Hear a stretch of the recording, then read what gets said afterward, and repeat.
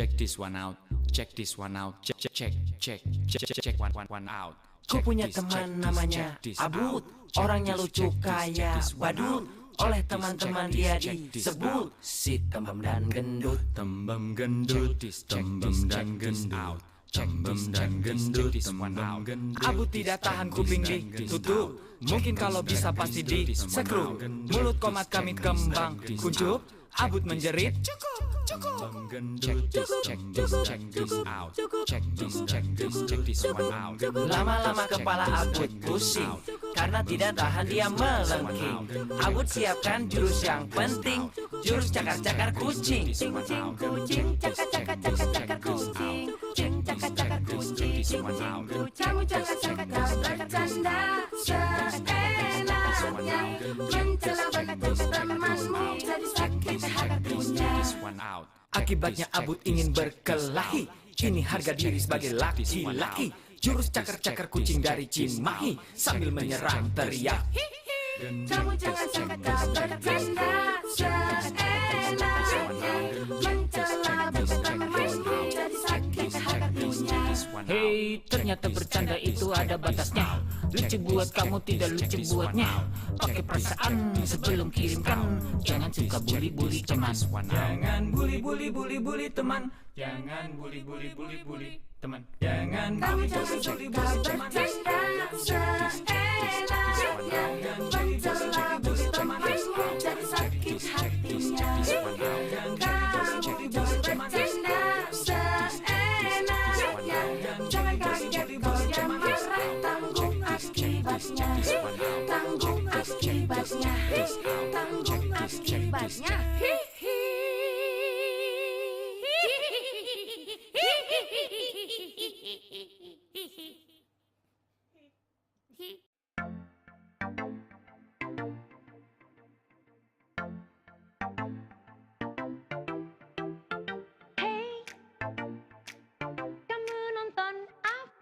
Pilihlah tontonan yang sesuai umur anak-anak kita.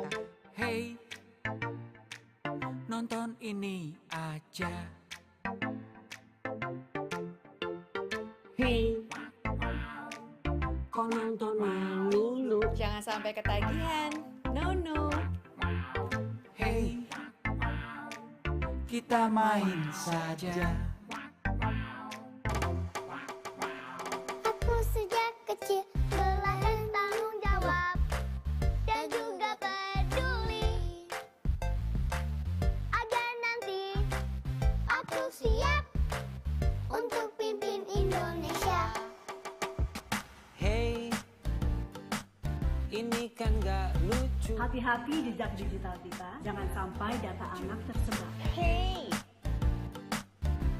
Akibatnya, akibatnya.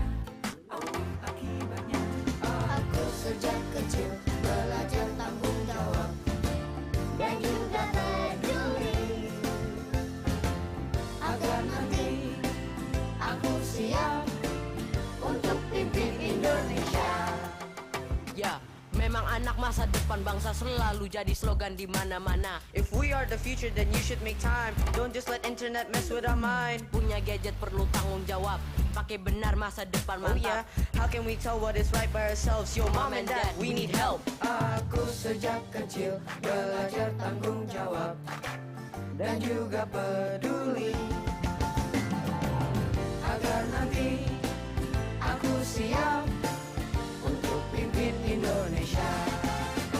Aku sejak kecil belajar tanggung jawab dan juga peduli, agar nanti aku siap untuk pimpin Indonesia. Untuk pimpin Indonesia.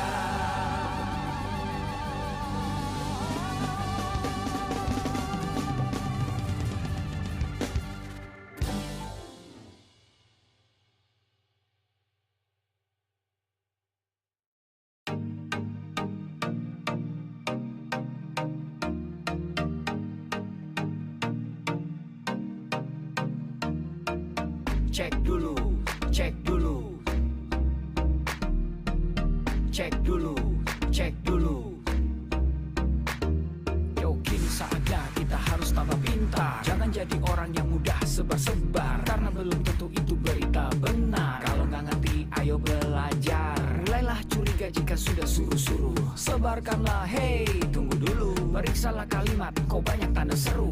Banyak huruf besar, mata gue jadi ngilu. Coba dicari beritanya dulu. Mendingan begitu daripada keliru. Apa untungnya sebar kabar palsu, daripada nanti kamu yang malu. Cek dulu, daripada nanti kamu yang malu. Cek dulu, siapa tahu hoax. Yup. Hello,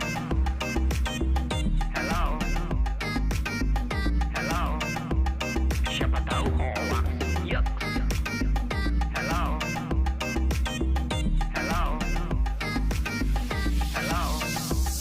siapa tahu hoax. Hoax itu konten yang negatif, tujuannya itu ya provokatif. Paling cocok buat orang yang sensitif. Kalau ke gue ya gak efektif, tapi semua suka yang positif. Misalnya video yang inspiratif, meme yang lucu, itu juga sip. Positif, kreatif, dan produktif. Coba dicari beritanya dulu. Mendingan begitu daripada keliru. Apa untungnya sebar kabar palsu, daripada nanti kamu yang malu. Cek dulu, daripada nanti kamu yang malu. Cek dulu, siapa tahu hoax. Yup. Hello,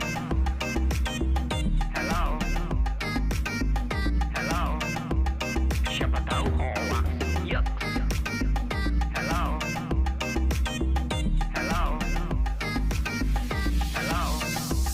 siapa tahu hoax.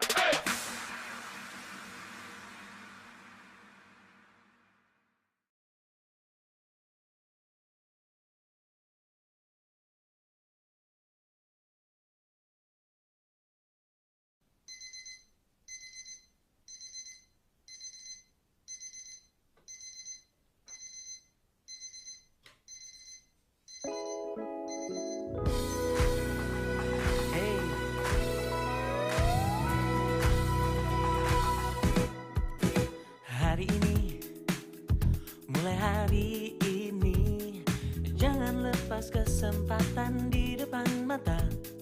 Bebas mencari yang jadi inspirasi, bebas mencipta apa yang disuka.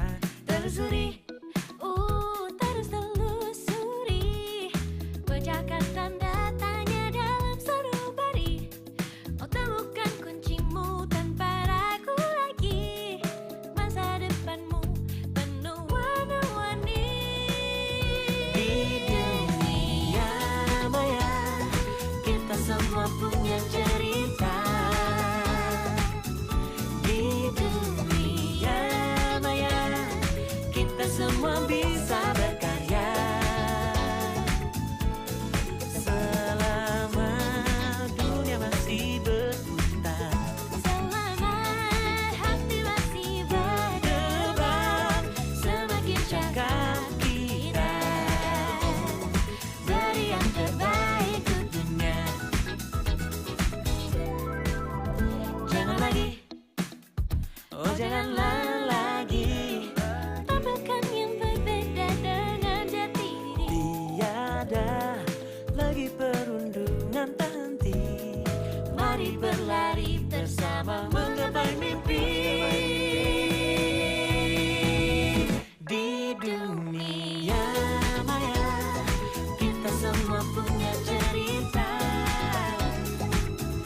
Di dunia maya, kita semua bisa berkarya. Oh, selama dunia masih berputar, Selama hati masih berdebar, semakin cakap kita, beri yang terbaik untuknya. oh, oh, oh, oh. Meski kadang tak pasti, Ada yang baiknya dihindari. namun ku percaya kita pasti bisa menilai lebih bijaksana. Di dunia maya, Kita semua punya cerita.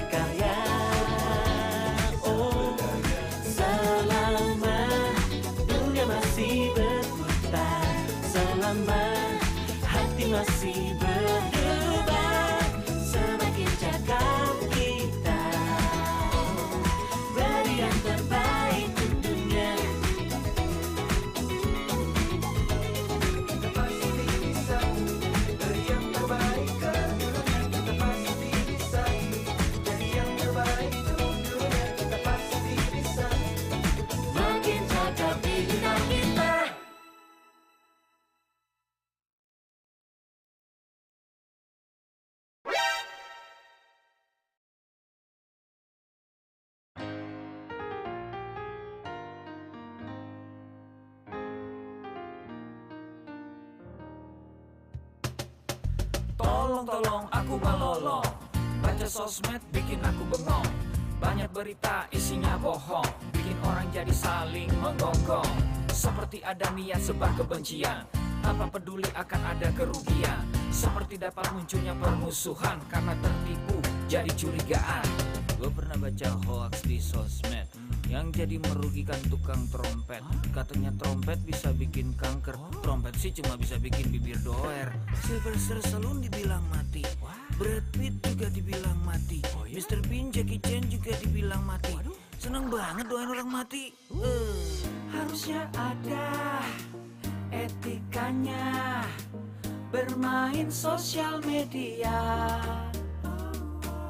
Tak bisa asal mengirim tanpa dipikirin, bisa fatal akibatnya. Bersihkanlah udara kita dari kebencian. Sebarkan saja cintamu untuk Indonesia. Wahai kepada pengguna sosmed, mari bersatu sampai lengket. Jagalah persatuan, jangan lobet. Hati-hati banyak tukang copet. Hey, jangan sampai salah posting, bisa bikin orang jadi pusing. Cek dulu itu penting, jangan jadi cepat terpancing. Gue pernah takut salah minum, karena bahaya buat tulang sumsum. Hampir semua merek disebutkan, gara-gara itu gue kehausan. Gue tertipu isu PKI, katanya jutaan sudah dipersenjatai. Akibatnya gue keluar biaya, bikin persembunyian bawah tanah. Harusnya ada etikanya bermain sosial media. Tak bisa asal mengirim tanpa dipikirin, bisa fatal akibatnya. Bersihkanlah udara kita dari kebencian. Sebarkan saja cintamu untuk Indonesia. Bersihkanlah udara kita dari kebencian. Sebarkan saja cintamu untuk Indonesia.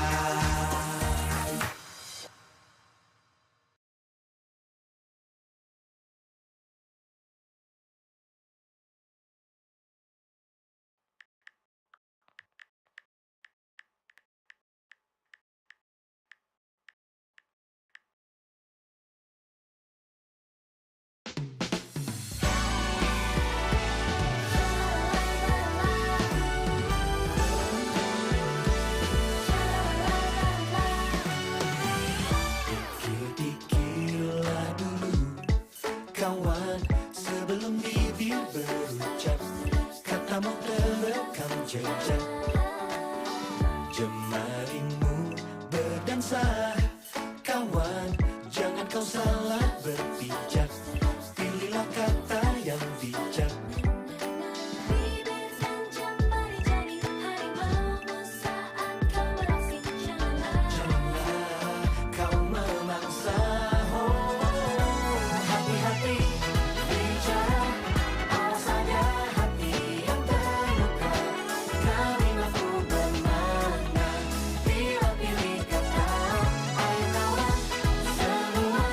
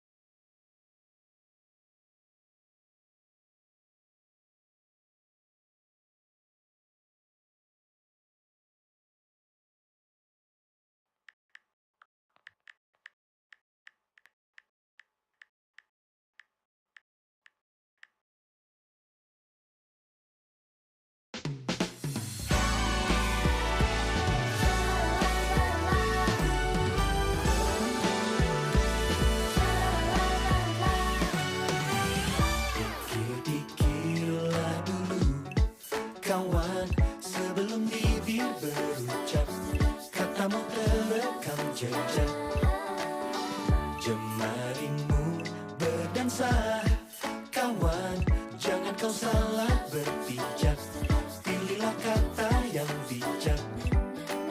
Bibir dan jemari jadi harimaumu saat kau beraksi. Janganlah kau memangsa. Hati-hati bicara, awas ada hati yang terluka. Kalimatmu bermakna bila pilih kata. Ayo kawan semua, berikan cinta pada dunia. Makin cakap bicara, makin cakap digital bersama. Awas jangan kau tertipu kata. Kau bingung-bingung yang mana benar apa dusta. Gunakan hatimu untuk tahu jawabnya. Jangan mudah tuh percaya, kawan. Dengan semua yang kau baca, yang keras silaukan mata. Bibir dan jemari jadi harimaumu saat kau beraksi. Janganlah kau memangsa. Hati-hati bicara, awas ada hati yang terluka. Kalimatmu bermakna bila pilih kata. Ayo kawan semua, berikan cinta pada dunia. Makin cakap bicara, makin cakap digital bersama.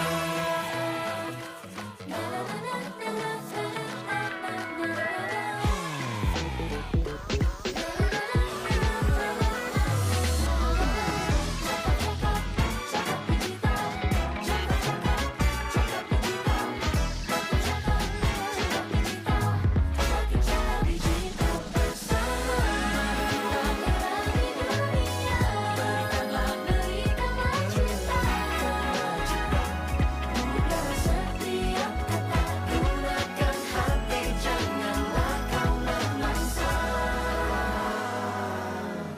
Oh, hati-hati bicara, awas ada hati yang terluka. Kalimatmu bermakna bila pilih kata. Ayo kawan semua, berikan cinta pada dunia. Makin cakap bicara, berbagi bersama. Hati-hati bicara, hati terluka. Kalimatmu bermakna bila pilih kata. Ayo kawan semua, berikan cinta pada dunia. Berani bersuara, bukan asal bicara. Makin cakap digital bersama.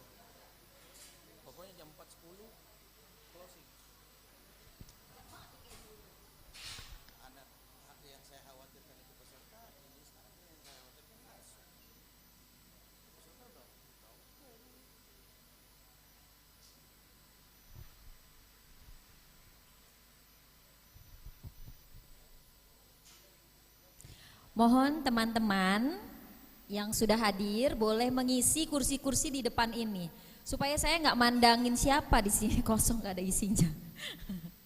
Boleh ya, minta izin ya yang masih di dalam juga yang masih di area indoor dari kafe boleh ke aula outdoor sekarang karena acara akan kita mulai sekitar 3 menit lagi.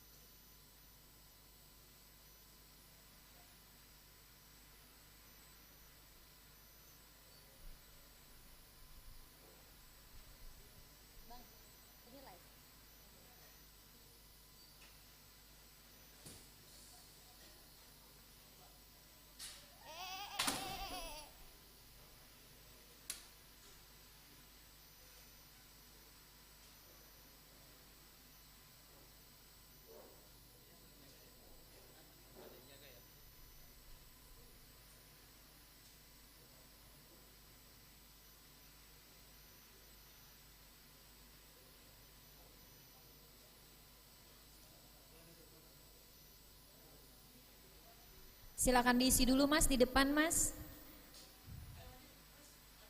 Mohon izin, di depan aja kali. Cakep kok hostnya, tenang aja.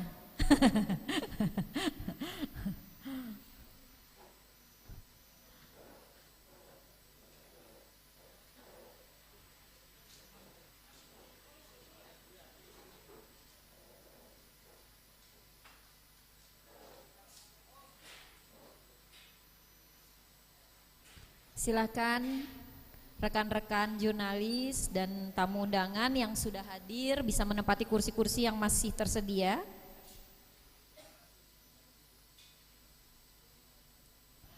Mengingatkan kembali, teman-teman yang sudah hadir akan mendapatkan sertifikat yang berupa e-sertifikat, tapi harus mendaftarkan diri terlebih dahulu di s.id/Journalism Roadshow Bogor, dan e-sertifikat akan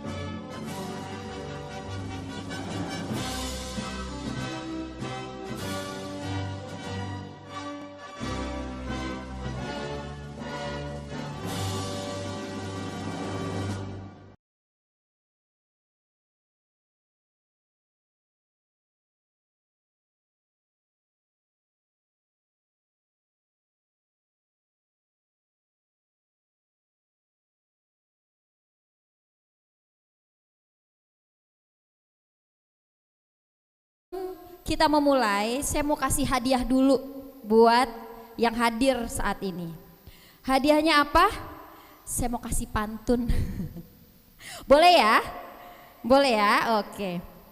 Bunga melati sedang berkembang. Tumbuh indah di atas jambangan. Gembira hati terasa senang. Kami ucapkan selamat datang pada seluruh tamu undangan dalam acara talk show tentang etika jurnalistik dan etika digital dalam masuk di tahun pemilu. Maaf sekelibet sedikit. Boleh tepuk tangan dulu dong? Oke. Di catatan saya ada 2 native speaker, tapi kebetulan beliau berdua belum hadir.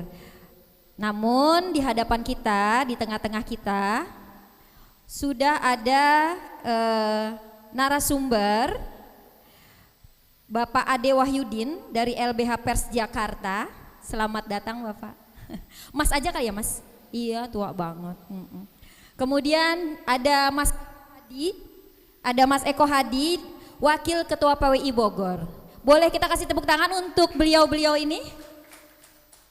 Aduh Mas pelan banget, boleh sekali lagi lah ya biar semangat, di siang udah makan. Oke, jadi karena kita akan mengangkat tema tentang tantangan etika jurnalistik, etika digital di tahun pemilu, saya boleh kasih bridging sedikit ya. Jadi wartawan selain dipagari ketentuan hukum seperti Undang-Undang Pers nomor 40 tahun 99, juga wajib berpegang pada kode etik jurnalistik agar wartawan bertanggung jawab dalam menjalankan profesinya, yaitu mencari dan menyajikan berita. Namun tantangan di era pemilu saat ini, di era digital semakin besar. Kenapa? Demi mendapatkan notis atau viewer yang semakin banyak, membuat banyak pihak menghalalkan beberapa cara dan berkesan mengesampingkan etika. Karena alasan itulah maka acara ini digagas, gitu ya. Udah panas aja nih, 2024 masih 2 tahun tapi udah panas aja di digital. Nah karena itu kita gagaslah acara ini. Untuk yang pertama, kami panggilkan narasumber kita, Bapak Ade Wahyudin dari LBH Pers Jakarta, yang akan membahas tema tentang etika jurnalistik di tahun pemilu tersebut. Waktu dan tempatnya dipersilakan dulu Pak, boleh duduk di depan. Mas Ade Wahyudin silahkan.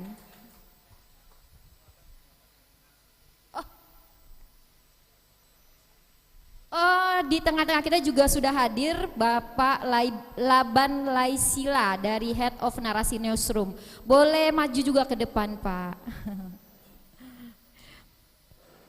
Kami panggilkan juga tentu saja Mas Eko Hadi, Wakil Ketua PWI Kota Bogor. Silakan Mas Eko. Kalau sempit boleh digeser Pak. Iya emang rapet banget.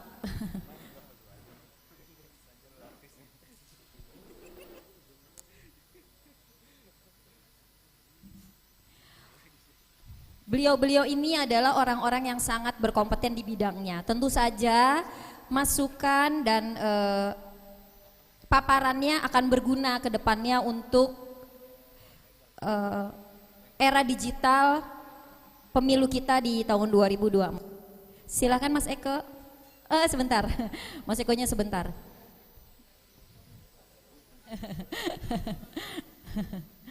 Silakan Mas Eko, boleh. Di mana aja boleh Mas, asal jangan di pangkuan saya. Silakan. Oke, selanjutnya kita mulai aja langsung ya. Yang pertama kita minta narasumber pertama kita, Bapak Ade Wahyudin dari LBH Pers Jakarta, untuk melakukan paparannya. Boleh tepuk tangannya lagi, Mas ya? Oke.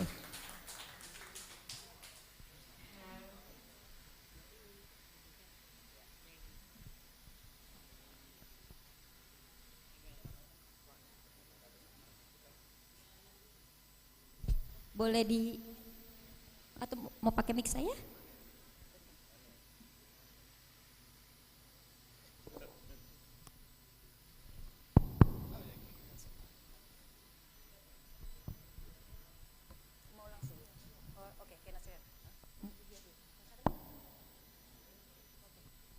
Mohon maaf, saya dibisikin barusan sama panitia Mas Ade Wahyudin. Jadi karena keynote speaker Pak Samuel Abrajani Pangarepan BSCMM yang merupakan Dirjen Aptika Kementerian Kominfo, beliau mungkin terlambat hadir. Jadi untuk keynote speaker beliau itu ditampilkan secara virtual. Boleh kita nonton dulu ya? Boleh ya? Mohon izin ya untuk ditampilkan lebih dulu. Silahkan.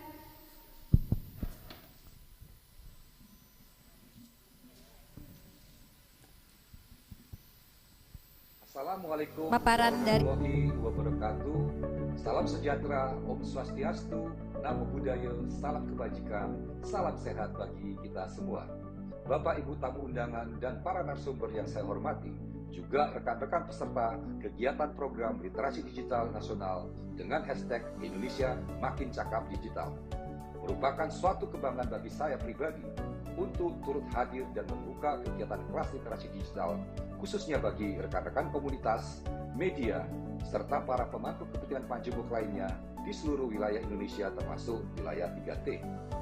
Melalui kegiatan kali ini, izinkan saya untuk menyampaikan sepatah dua patah kata yang saya harap dapat menjadi bara semangat untuk Bapak Ibu sekalian dalam bergandengan tangan mewujudkan Indonesia Makin Cakap Digital. Bapak Ibu hadirin yang terhormat, pesatnya perkembangan teknologi yang semakin terpacu dengan adanya pandemi COVID-19 telah mendorong kita untuk berinteraksi dan melakukan berbagai kegiatan aktivitas di ruang digital. Kehadiran teknologi digital sebagai bagian dari kehidupan bermasyarakat inilah yang kian mempertegas bahwa kita sedang berada di era percepatan transformasi digital. Pada awal tahun 2022 ini, Hotsuite dan We Are Social melaporkan bahwa jumlah pengguna internet di Indonesia telah mencapai 204,7 juta orang atau meningkat 2,1 juta dari tahun sebelumnya. Saya yakin angka ini akan terus meningkat dari tahun ke tahunnya. Namun, masifnya penggunaan internet di Indonesia harus kita akui membawa serta berbagai risiko, seperti penipuan online, hoax, cyberbullying, dan konten-konten negatif lainnya. Oleh karena itu, peningkatan penggunaan teknologi ini perlu diimbangi dengan kapasitas literasi digital yang mumpuni agar masyarakat dapat memanfaatkan teknologi digital dengan produktif, bijak, dan tepat guna. Survei nasional literasi digital yang kami lakukan tahun lalu menemukan bahwa saat ini indeks literasi digital masyarakat Indonesia masih berada pada angka 3,49 dari skala 5, yang artinya masih di kategori sedang, belum mencapai kategori baik. Angka ini perlu terus kita tingkatkan dan menjadi tugas kita bersama untuk membekali masyarakat kita dengan kemampuan literasi digital agar selalu siap dalam mengawal percepatan transformasi digital nasional. Bapak Ibu yang saya hormati, Kementerian Kominfo mengembang mandat dari Presiden Joko Widodo sebagai garda terdepan dalam memimpin upaya percepatan transformasi digital bangsa Indonesia. Dalam mencapai visi dan misi tersebut, Kementerian Kominfo memiliki peran sebagai regulator, fasilitator, dan akselerator di bidang digital di Indonesia. Dalam rangka menjalankan salah satu mandat tersebut terkait pengembangan SDM digital, Kementerian Kominfo bersama Gerakan Nasional Literasi Digital Sadar Kreasi serta mitra dan jejaringnya hadir untuk memberikan pelatihan literasi digital yang menjadi kemampuan digital tingkat dasar bagi seluruh lapisan masyarakat Indonesia. Berbagai pelatihan literasi digital yang kami berikan berbasis 4 pilar utama, yaitu kecakapan digital, budaya digital, etika digital, dan keamanan digital. Hingga tahun 2021 lalu, program literasi digital ini telah berhasil menjangkau lebih dari 12 juta masyarakat di 515 kabupaten kota pada 34 provinsi di seluruh Indonesia. Bapak, Ibu, dan hadirin yang saya hormati, peningkatan literasi digital masyarakat adalah pekerjaan besar. Oleh karena itu, kami tidak dapat bekerja sendiri. Diperlukan kolaborasi yang baik agar tidak ada masyarakat yang tertinggal dalam proses percepatan transformasi digital ini.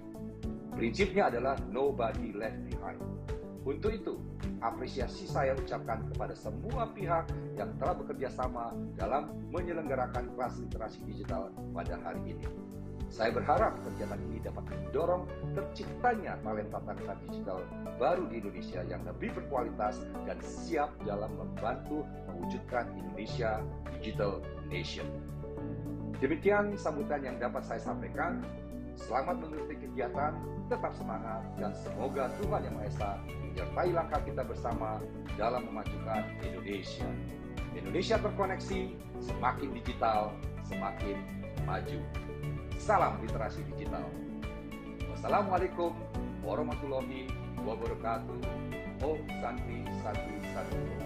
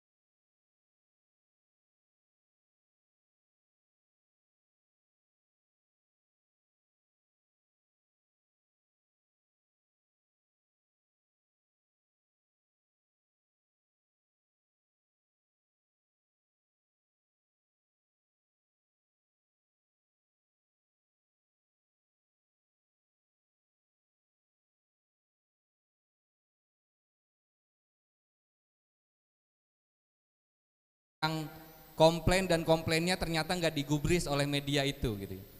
Kami juga mendampingi masyarakat gitu. Untuk apa gitu ya? Supaya jalurnya adalah sengketa pers, bukan jalur pidana gitu ya. Bukan jalur yang ujungnya adalah penjara. Jadi semata-mata kita sebenarnya ingin mendorong ketika ada sengketa jurnalistik, sengketa pemberitaan, penyelesaiannya adalah di Dewan Pers. Jadi itu kurang lebih. Nah, saya diminta panitia untuk berbicara terkait dengan tantangan etika jurnalistik dan etika digital di tahun politik gitu ya. Jadi ada dua tema kalau saya tangkap di sini.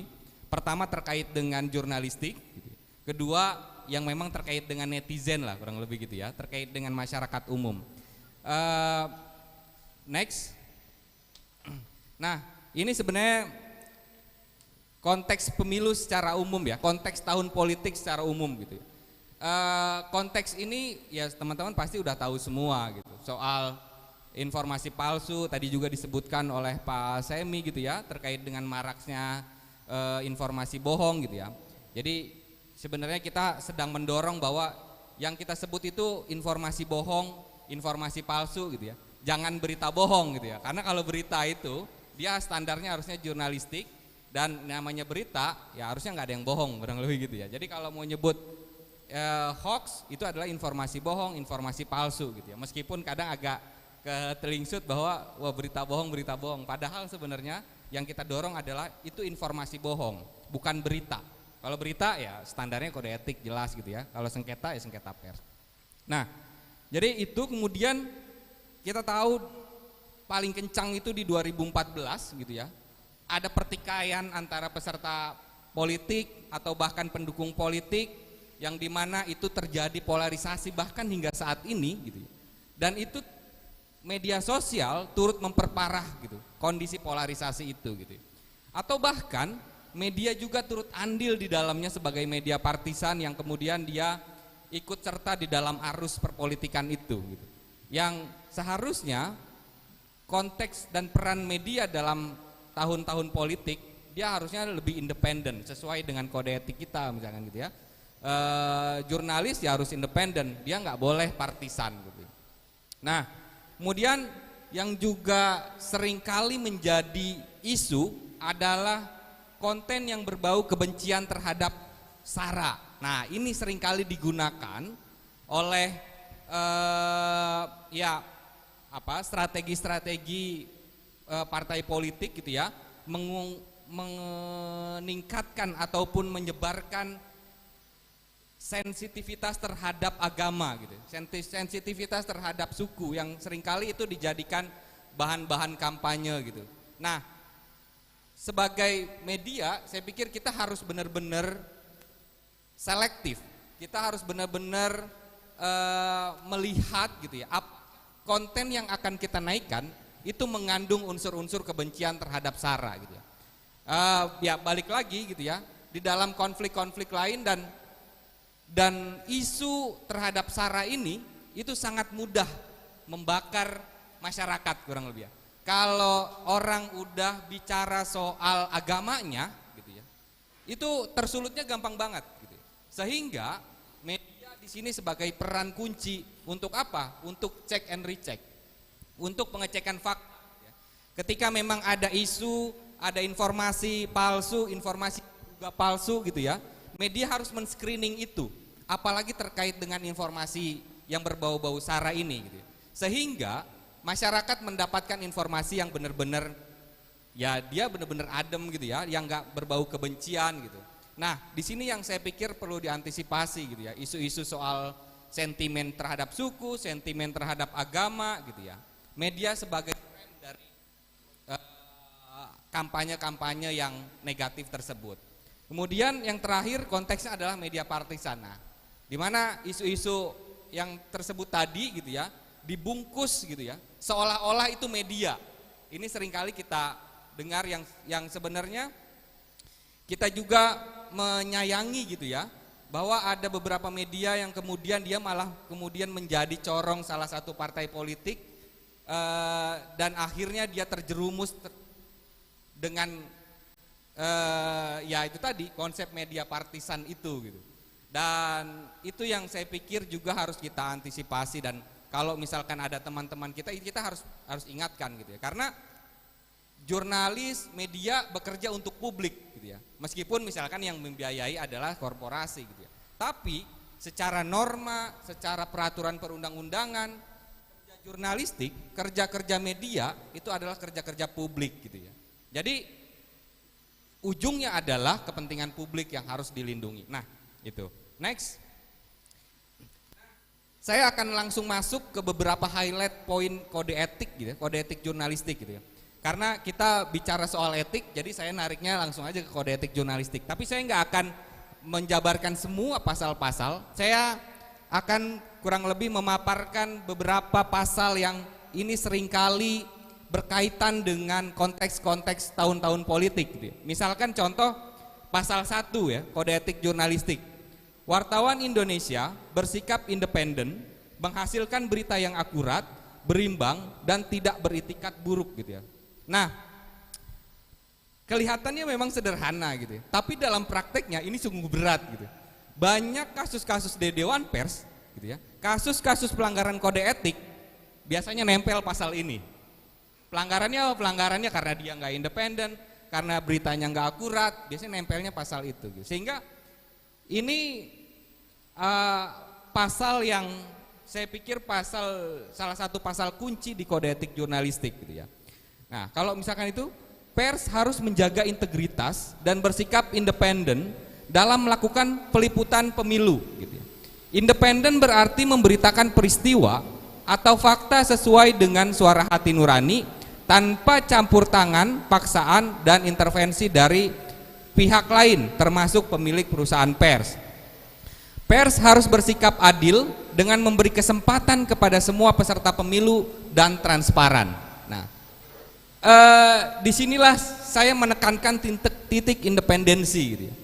Meskipun kita ketahui misalkan banyak perusahaan media yang ternyata ownersnya adalah aktor-aktor politik juga gitu ya. Nah, dalam konteks norma, dalam konteks etik gitu ya, teman-teman terikatnya kepada aturan yang berlaku. Aturan apa? Aturan kode etik jurnalistik, aturan undang-undang pers gitu ya. Jadi ya memang nggak, intervensi terkait dengan ruang-ruang redaksi itu tidak diperbolehkan gitu ya. Apalagi intervensi-intervensi politik gitu ya, kepentingan politik karena misalkan dia pemiliknya partai A, kemudian dia mencitrakan hanya pasal A gitu, atau bahkan dia tidak memberikan ruang kepada peserta politik lainnya. Nah, itu yang kemudian juga menjadi titik ketidakseimbangan gitu ya. Sehingga kita tahu di tahun 2014 itu meruncing gitu ya.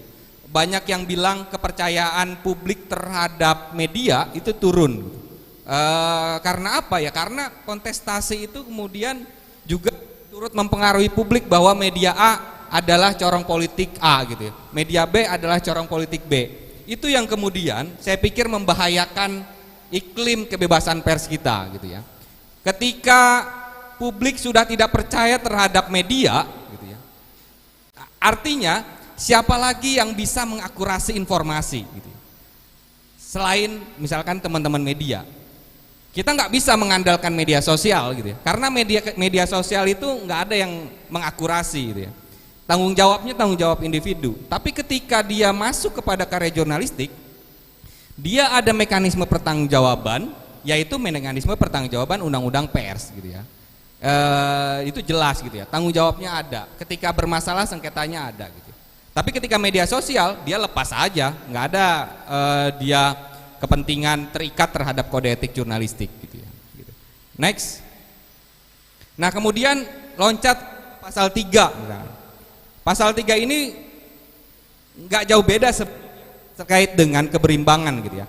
Wartawan Indonesia selalu menguji informasi, memberitakan secara berimbang, tidak mencampurkan fakta dan opini yang menghakimi, serta menerapkan asas praduga tak bersalah. Nah di sini saya pikir penting ya. Ketika memang ada informasi yang masih belum pasti gitu ya terkait dengan aktor politik lain gitu ya, uji informasi itu menjadi penting gitu. Dalam catatan kami gitu ya, di banyak kasus kekerasan terhadap jurnalis gitu ya, itu seringkali dimulai dengan pelanggaran kode etik. Karena si medianya, karena jurnalisnya tidak melakukan konfirmasi, itu memicu gitu ya, yang dirugikan untuk melakukan kekerasan. Karena dia tidak dianggap berimbang atau beritanya dianggap menghakimi, akhirnya dia melakukan laporan pemidanaan terhadap jurnalisnya gitu.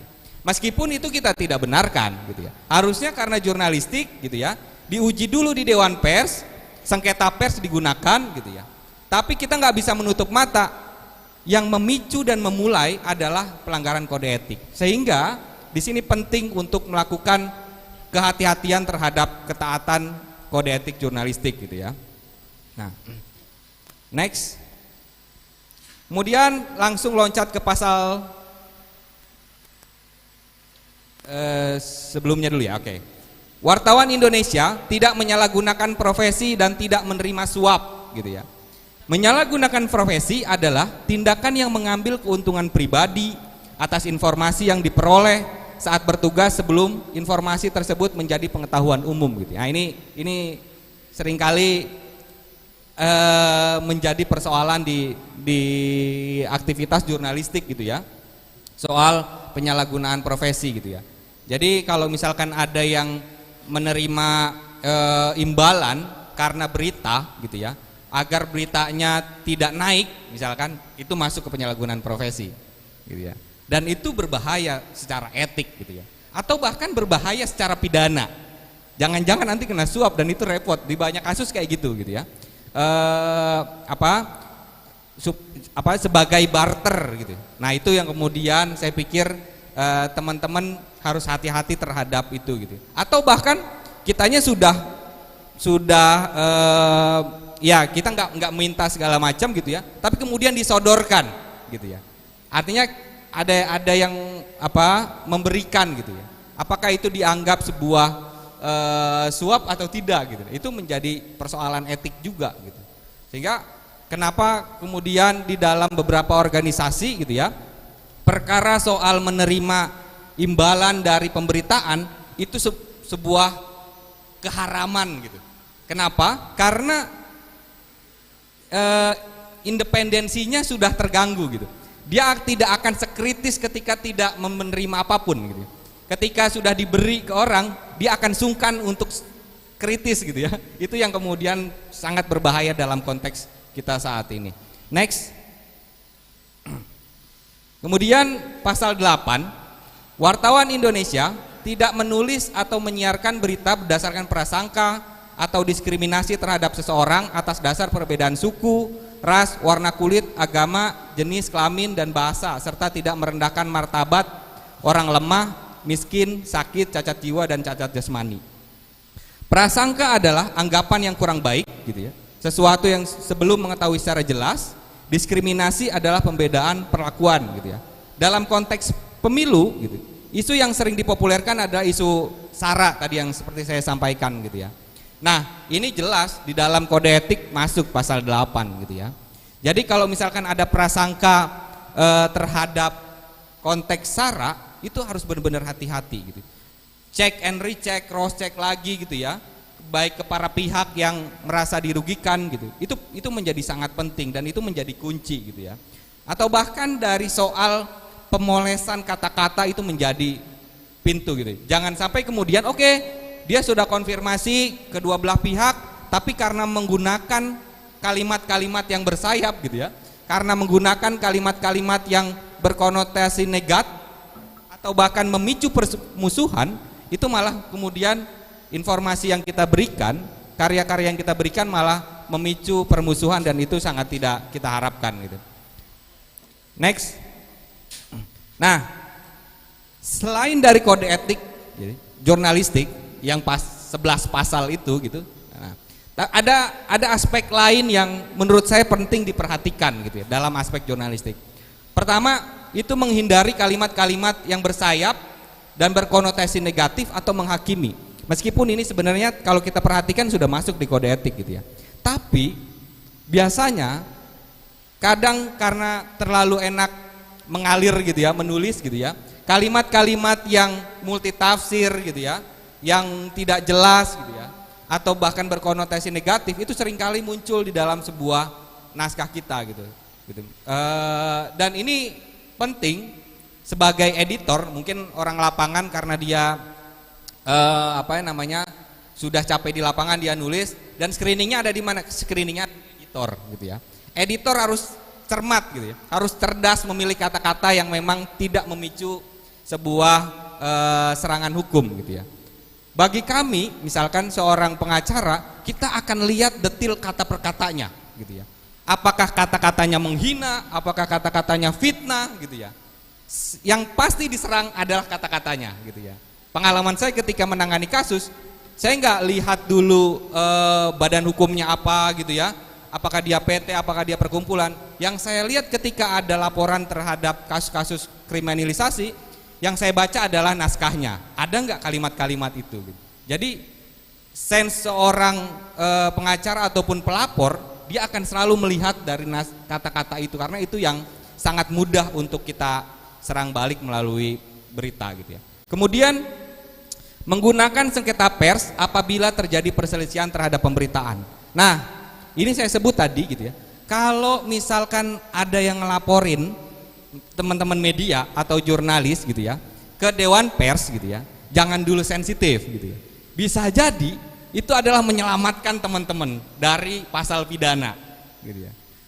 Ya kuncinya apa? Ya kuncinya kita koordinasi dengan Dewan Pers, kita datangi Dewan Pers ketika ada panggilan, kita klarifikasi gitu ya.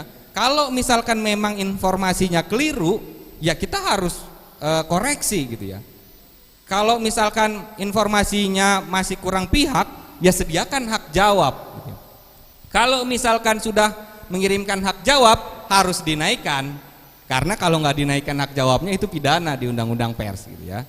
Nah, jadi ketika dilaporkan ke Dewan Pers, ya ini jangan anggap bahwa ini suatu perlawanan balik gitu. Justru bisa jadi ini adalah menyelamatkan teman-teman dari pasal pidana. Kemudian mengidentifikasi informasi publik, dikecualikan hak cipta dan aturan lain. Nah, ini identik dengan digital gitu ya. Teman-teman media itu harus benar-benar memperhatikan informasi ini adalah informasi publikah, apakah informasi dikecualikan gitu ya, atau jangan-jangan, ini seringkali yang lupa nih, teman-teman mengambil foto dari foto orang lain. Nah itu bisa jadi celah hukum tuh.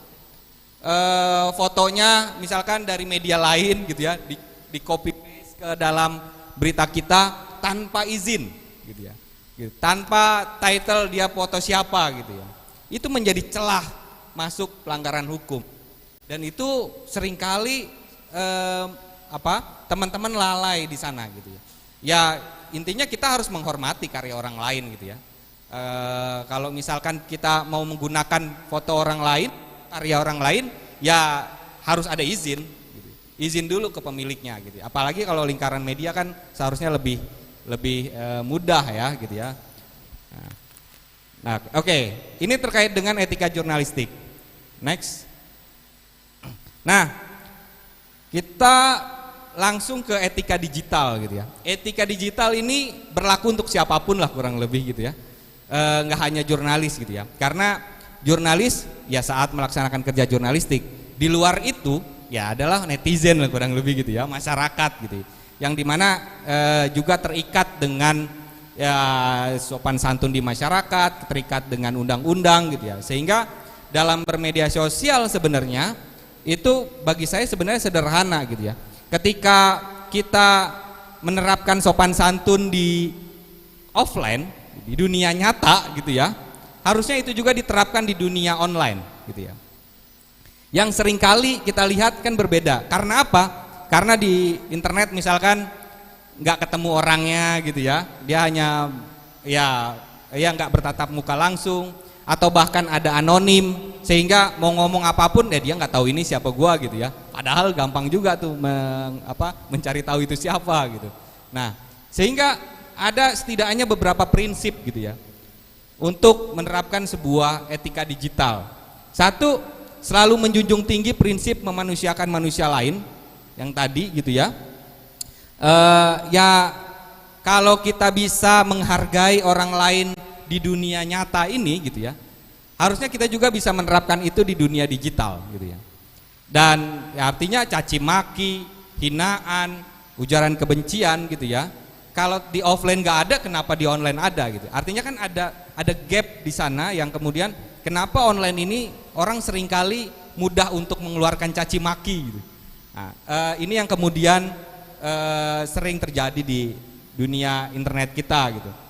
Kemudian yang kedua, menjaga diri dan orang lain.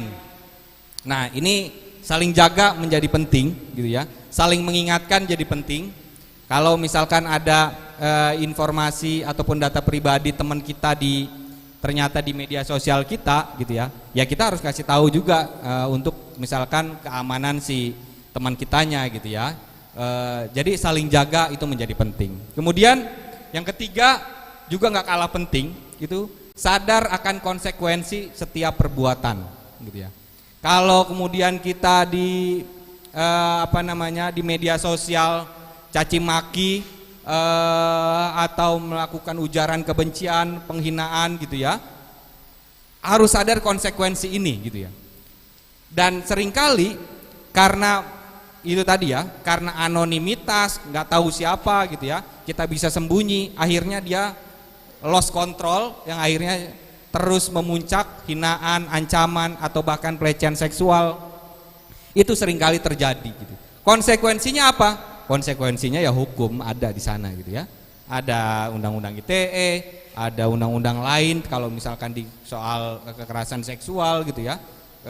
Kekerasan seksual berbasis online itu juga ada gitu ya. Nah, konsekuensinya adalah ke sana. Next. Nah, ini yang sebenarnya tadi saya coba sampaikan gitu ya. Di beberapa highlight sebenarnya, misalkan gini, informasi yang diberikan tidak menyinggung suku, agama, ras, atau golongan tertentu maupun mengandung pornografi gitu ya. Maksud menyinggung ini adalah yang berkonotasi negatif, mengundang kebencian gitu ya, mengundang permusuhan gitu ya. Sehingga ketika terjadi offline, itu akhirnya terjadi kekerasan fisik. Kami menangani beberapa kasus ketika ini kebenciannya di internet sangat memuncak, udah parah banget nih, benci banget nih sama kelompok A gitu ya. Pertanyaannya, apakah ketika kelompok yang saling membenci ini ketemu secara offline gitu ya, secara tatap muka langsung, apakah dia masih benci ataupun menggunakan kekerasan untuk seperti yang di online tadi gitu? Jawabannya seringkali seperti itu gitu ya. Karena kebenciannya sudah memuncak gitu ya. Kemudian ketemu offline ya udah menjadi pelampiasan yang akhirnya menjadi kekerasan fisik. Di beberapa kasus di kontestasi pemilu gitu ya, tahun-tahun politik itu seringkali terjadi seperti ini. Misalkan contoh, salah satu netizen mengungkapkan permusuhan gitu ya. Tiba-tiba kelompok lain menyerukan untuk menggeruduk satu kelompok lain gitu. Akhirnya ketemu secara offline, akhirnya terjadilah permusuhan ataupun kekerasan. Artinya apa? Ini juga harus diantisipasi gitu. Kekerasan di online, permusuhan di online bukan berarti offline itu nggak akan kena. Justru bisa jadi itu sangat puncak dan damage-nya itu lebih parah gitu ya. Kemudian menjaga kerahasiaan pribadi antar pengguna satu sama lain. Kita udah punya undang-undang data pribadi gitu ya. Jadi harus benar-benar dewasa menggunakan sosial media. Jangan main asal sharing informasi pribadi teman gitu ya. Menyebarkan informasi kayak menyebarkan misalkan KTP-nya gitu ya, menyebarkan informasi kontak ataupun informasi-informasi pribadi itu menjadi hal yang dilarang oleh undang-undang data pribadi gitu ya. Dan ini menjadi penting. Jadi jangan main asal share informasi pribadi orang lain. Itu benar-benar ini ya Mas, benar-benar sangat harus diperhatikan gitu. Betul, ya. betul. Oke. Ya. Mengingatkan saja Mas. Sudah selesai waktunya. Oke. Terakhir ya. Boleh. Oke. Nah, kemudian etika kesopanan dan kesusilaan perlu dipertimbangkan. Yang tadi ya, bukan hanya media, netizen juga penting gitu ya. Kemudian pemotongan foto atau video itu berkaitan dengan copyright, hak cipta gitu ya. Kemudian setiap berkas digital juga berkaitan dengan hak cipta. Dan terakhir gitu ya, kesimpulannya adalah berkembangnya teknologi perlu diimbangi dengan kesadaran untuk menjaga etika dan moral dalam berkomunikasi gitu ya. Khusus untuk jurnalis, kode etik jurnalistik nggak bisa ditawar. Ya, itu wajib dan harus diterapkan. Mungkin itu dari saya. Terima kasih dan mohon maaf kalau terlalu panjang. Nggak apa-apa. Waktunya pas, silakan tepuk tangannya.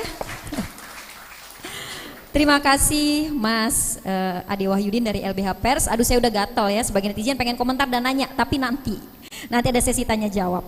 Selanjutnya Mas Eko Hadi, Wakil Ketua PWI Kota Bogor, silakan boleh menyampaikan paparannya.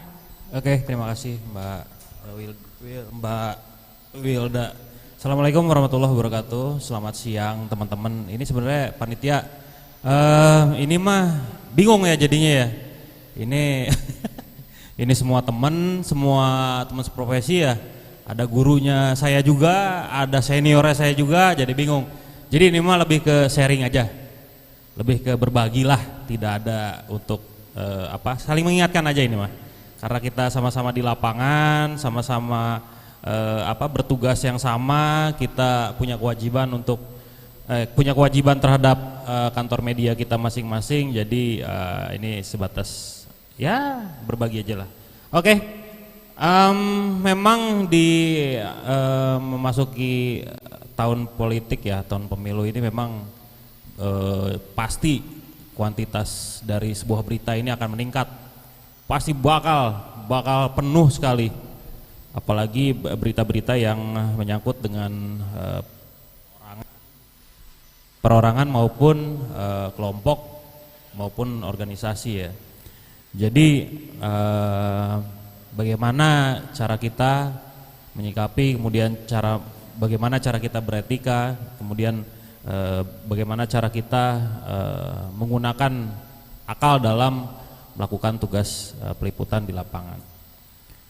Bisa Oke, next. Iya, semua wartawan memang harus patuh atau tunduk kepada kode etik jurnalistik yang memang itu bisa menaungi media cetak, radio dan televisi. Kemudian ada juga sekarang media online. Dan kita juga mau tidak mau harus paham dengan apa itu pedoman perilaku penyiaran dan standar program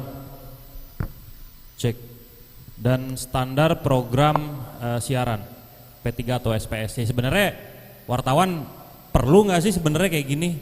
Ini sebenarnya kan seharusnya di ranah redaksi atau di ranah company lah. Wartawan sebenarnya nggak perlu tahu, tapi ya gitulah. Karena memang border atau filter yang paling depan itu, garda terdepan adalah kita wartawan. Dan next.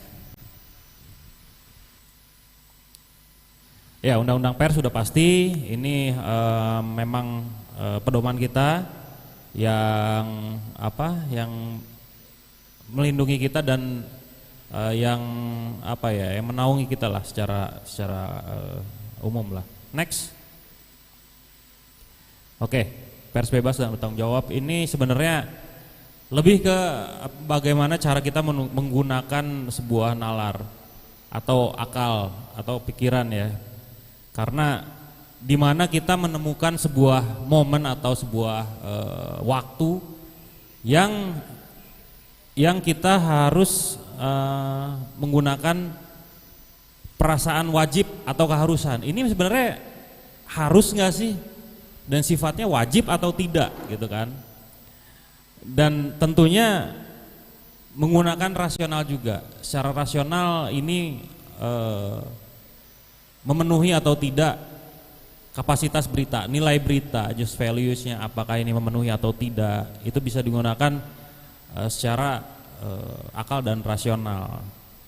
Dan tentunya jadi karena memang kita bebas, akhirnya ada hal yang harus dihindari adalah jangan mentang-mentang bebas. Artinya bebas ini saya coba garis bawahi bahwa ini secara universal. Arti bebas ini baik itu kita memuat berita, karena wartawan sekarang udah ada juga yang memuat berita, ada juga yang dia mengupload sendiri, kemudian ada juga yang menggunakan CMS, kemudian dia mengupload sendiri. Jadi makin leluasa lah si wartawan ini untuk mengakses informasi ini.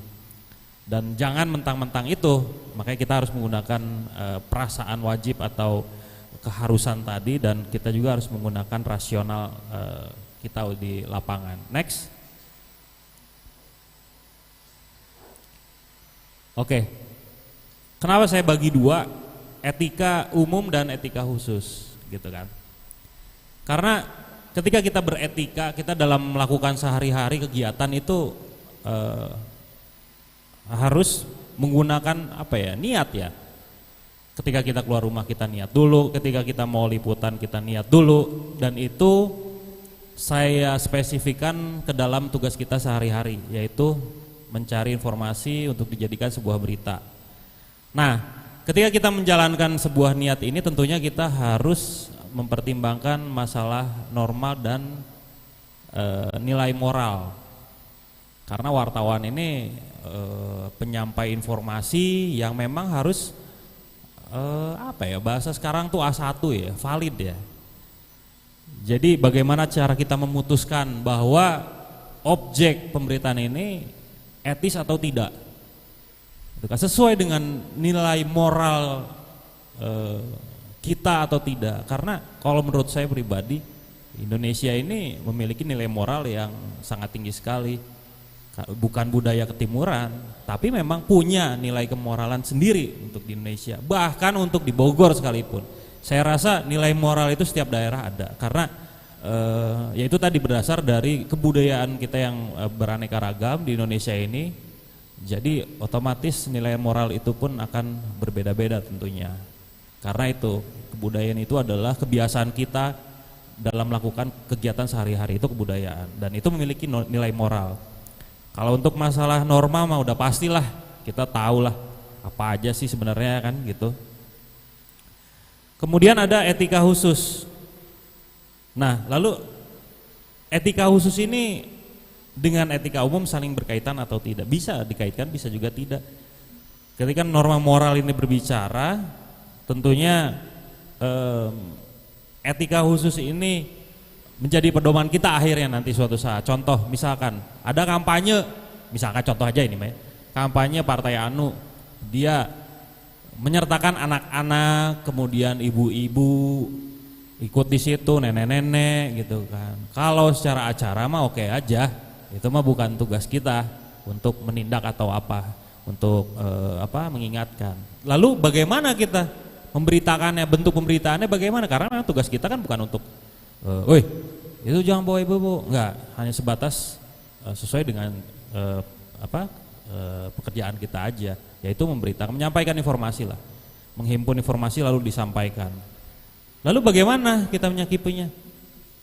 Ya tadi, kalau misalkan kita menggunakan etika khusus, ya otomatis ketika sebuah norma tadi, misalkan di peraturannya memang nggak boleh ada ibu-ibu atau nggak boleh ada anak-anak, karena memang kalau fungsi sosial kita kritik ya, kritik sosial juga. Ya disitulah kepatutannya, apakah ibu-ibu ini bisa kita beritakan atau tidak ketika dia melanggar undang-undang pemilu misalkan. Apakah anak-anak ini bisa? Ya tentu bisa aja gitu kan. Karena secara moral ataupun secara norma itu tidak pantas. Nanti ada dijelaskan di setelah ini. Tidak pantas dan mungkin undang-undang pemilu lebih pas ya, dan saya rasa juga mungkin ini bisa jadi masukan juga buat teman LBH ya. Saya nggak tahu apakah undang-undang pers ini nanti akan ada undang-undang pers pemilu, apakah sudah ada atau belum, atau memang nggak ada, atau memang nanti mau ada gitu. Saya belum begitu tahu ya, karena untuk sekarang saya belum dapat sosialisasi. Tapi itu penting sih menurut saya, karena itu tadi Mas Ade, karena itu tadi kalau misalkan kita bicara undang-undang pers ya pasti deliknya nanti ke delik pers ya. Nah kalau misalkan kita bersengketa pemberitaan dengan pemberitaan pemilu nih, apakah nanti kita deliknya juga delik pemilu? Itu yang saya khawatirkan, karena gimana pun juga kita teman-teman di lapangan ini yang harus benar-benar paham begitu. Oke, next. Kurang lebih ada 9 elemen prinsip jurnalistik. Ini tentunya teman-teman sudah paham dan lebih tahu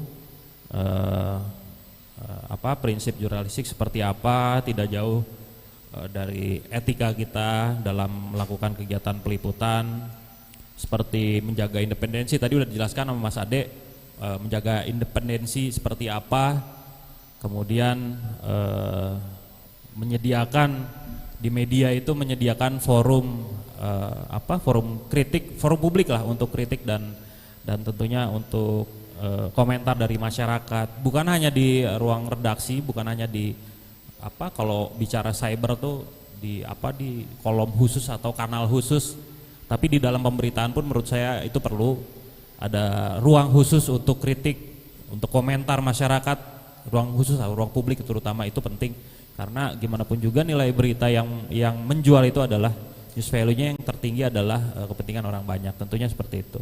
Next, ini agak dikebut nih pasti nanti takut kena tegur by host. Oke.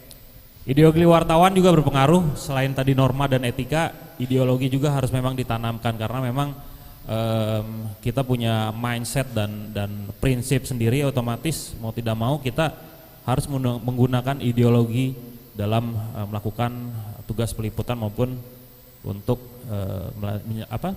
menjalankan tugas jurnalistik. Lalu bagaimana ketika ini sudah berada di ranah pemilu, otomatis ini akan sangat berat sekali ini untuk beban wartawan, karena mau tidak mau kita akan masuk ke dalam partisipasi politik, loyalitasnya.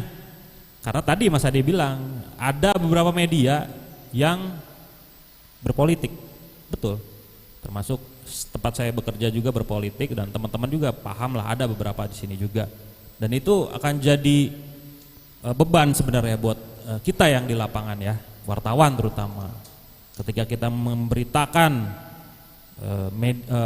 partai A yang memang ada di media kita dan itu sifatnya wajib, itu akhirnya jadi dilema buat kita. Sementara ini tidak sesuai dengan fakta yang dilakukan. Saya sudah pernah merasakan media saya seperti itu, jadi ya sabar-sabar aja lah kalau kita di lapangan mah. Kemudian dengan demikian pemberitaan tentang pemilu di media massa dipengaruhi oleh ideologi wartawan. Ini karena sudah ada perubahan tadi. Ketika wartawan ini sudah masuk ke dalam partisipasi politik dan loyalitasnya, itu akan sangat berpengaruh ke ideologi wartawan. Nah, makanya tadi yang saya bilang ini beban berat memang buat wartawan, apalagi yang medianya berbasiskan partai politik ya, maksudnya bukan berbasiskan, maksudnya misalkan ownernya itu dari partai politik, ini cukup berat sekali. Ini dikit-dikit curhat nggak apa-apa lah ya. Oke, next ada kode etik jurnalistik. Ini juga mungkin teman-teman sudah sangat paham, tapi ada beberapa yang saya akan sedikit akan saya sedikit ingatkan ketika kita memisahkan fakta dan opini. Ini penting sekali karena ini yang pernah diajarkan oleh guru saya, wartawan juga, wartawan senior, jangan pernah membicarakan opini karena itu sifatnya haram. Oke, saya catat. Kemudian melintar-melintir berita, melintar-melintir fakta, ini pasti akan banyak ditemui di masa pemilu nanti. Itu yang nomor 3 ya, memutarbalikkan fakta. Kalau kita bahasanya melintir, biar laku dagangan kita. Menjaga kerahasiaan, oke, udah aman. Kemudian melindungi privasi, ini yang sangat penting sekali. Bahkan ketika kita menulis sebuah berita pun kadang kita menyamarkan atau tidak menyebutkan nama orang tersebut. Sebenarnya ini menjadi masalah tersendiri juga ketika kita maksudnya melindungi privasi, tapi ada yang bilang, wah ini nggak boleh, harus cantumkan namanya. Nah ini yang masih kadang debatable ya. Secara peraturan kalau bicara kode etik ini sudah dicantumkan, tapi kalau bicara antar media itu tuh berbeda-beda, ini peraturan dan regulasinya seperti apa. Saya cantumin, saya nggak cantumin. Dan ini biasanya digunakan untuk berita-berita yang amat sangat sensitif, gitu kan. Kemudian tadi Mas Ade juga ingatkan pemberitaan tentang SARA, ini juga menjadi atensi khusus Mas Ade. Kadang kita tipis ya membedakan SARA itu, tapi kadang ini saya curhat lagi nih, kadang memang media saya suka kadang yang seperti itu. Tapi kalau saya karena saya memang di lapangan, saya tidak mau memunculkan gesekan yang diakibatkan pemberitaan saya. Akhirnya nggak masalah, saya jelaskan ke redaksi bahwa ini bla bla bla bla bla. Nilai beritanya kalau menurut saya nggak oke lah. Kalau di medsos silakan, tapi kalau untuk di media bahwa ini SARA saya jelaskan, alhamdulillah paham. Dan teman-teman juga mudah-mudahan bisa menjelaskan juga ketika menemukan objek tentang SARA. Kemudian menghormati dan mencari kebenaran, oke. Berjuang menentang penyensoran. Nah ini misalkan tadi yang saya kasih contoh pemilu, misalkan ada kampanye, kemudian bawa anak di bawah umur, bayi ya, bayi masih digendong lah gitu. Kalau anak usia 9 ini juga masih debatable, antara kisaran usia 7 sampai 12 itu batita dari usia 1 tahun sampai ada yang 9, ada yang 7, ada yang 12 itu masih bisa disebut anak karena ini memang masih simpang siur peraturannya. Tapi kita cari aman aja, ambang teramannya adalah di 7 aja lah. Nah, ini bisa disebutkan anak dan ini penting untuk dilakukan penyensoran karena yaitu tadi sudah diatur dalam kode etik dan undang-undang. Kemudian menghindari diskriminasi dengan alasan ras tadi udah dibahas. Kemudian menghindari konflik kepentingan. Ini yang berat yang tadi saya jelaskan.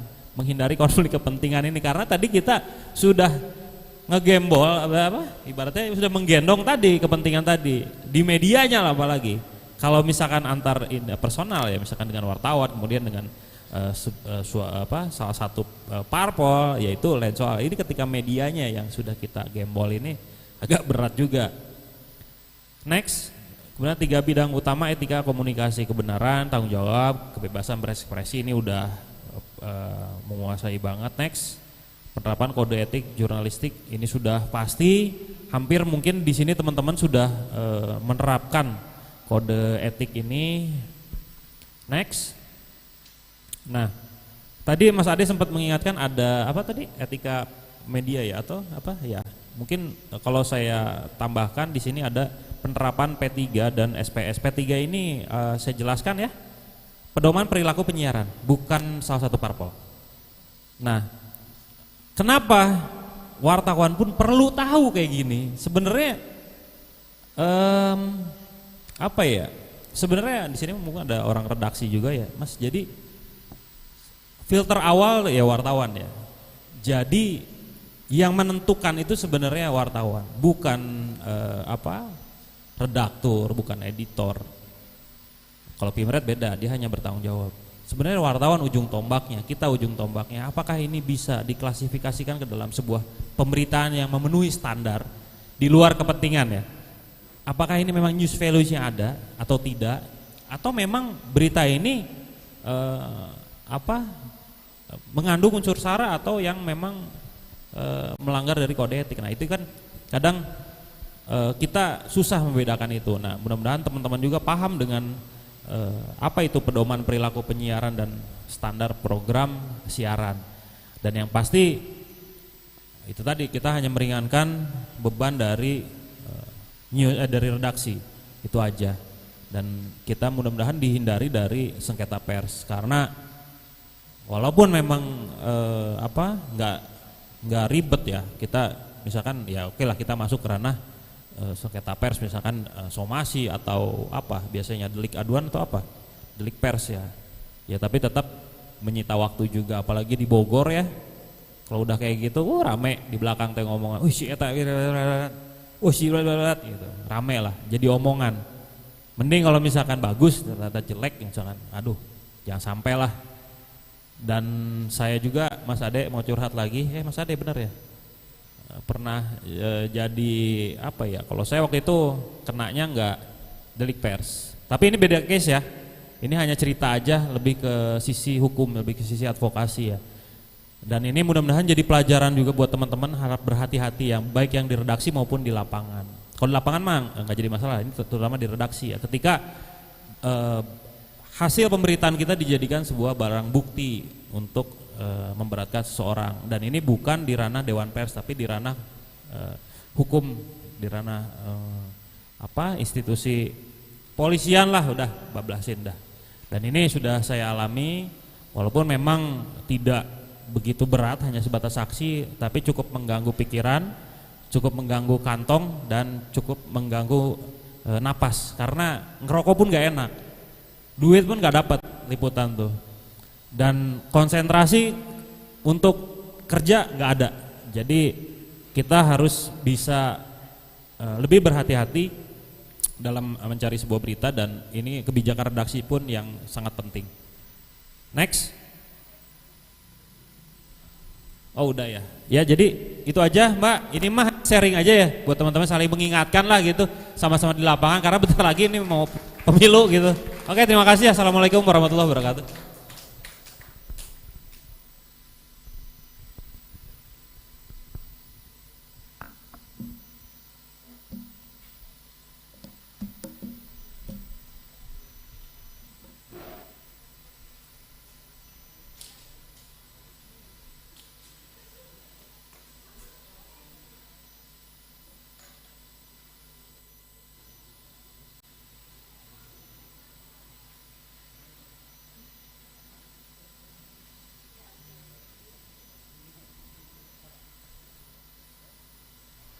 Udah selesai nih Mas Ade. Masih banyak loh, waktunya sampai 2 tahun lagi.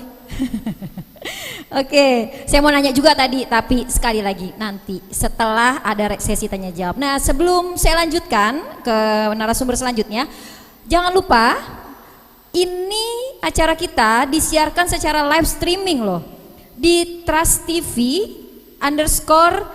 _Great Edu. Jadi bisa tolong di-share ke orang-orang yang di rumah supaya ikut nonton bareng kita di sini supaya makin banyak edukasi yang bisa didapat lebih banyak lagi.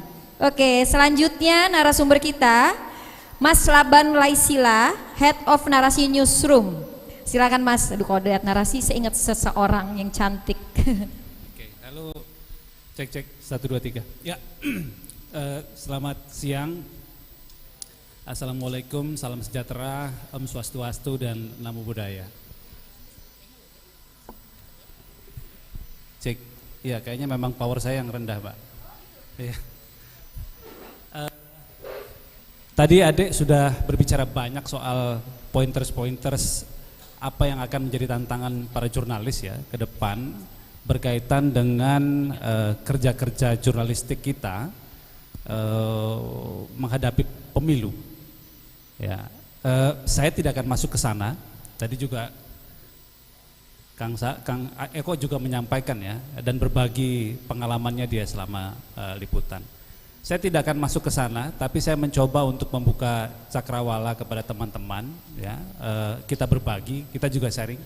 Saya paling tidak saya sharing apa yang saya ketahui dan pengalaman saya selama saya 20 tahun jadi jurnalis lah kira-kira gitu.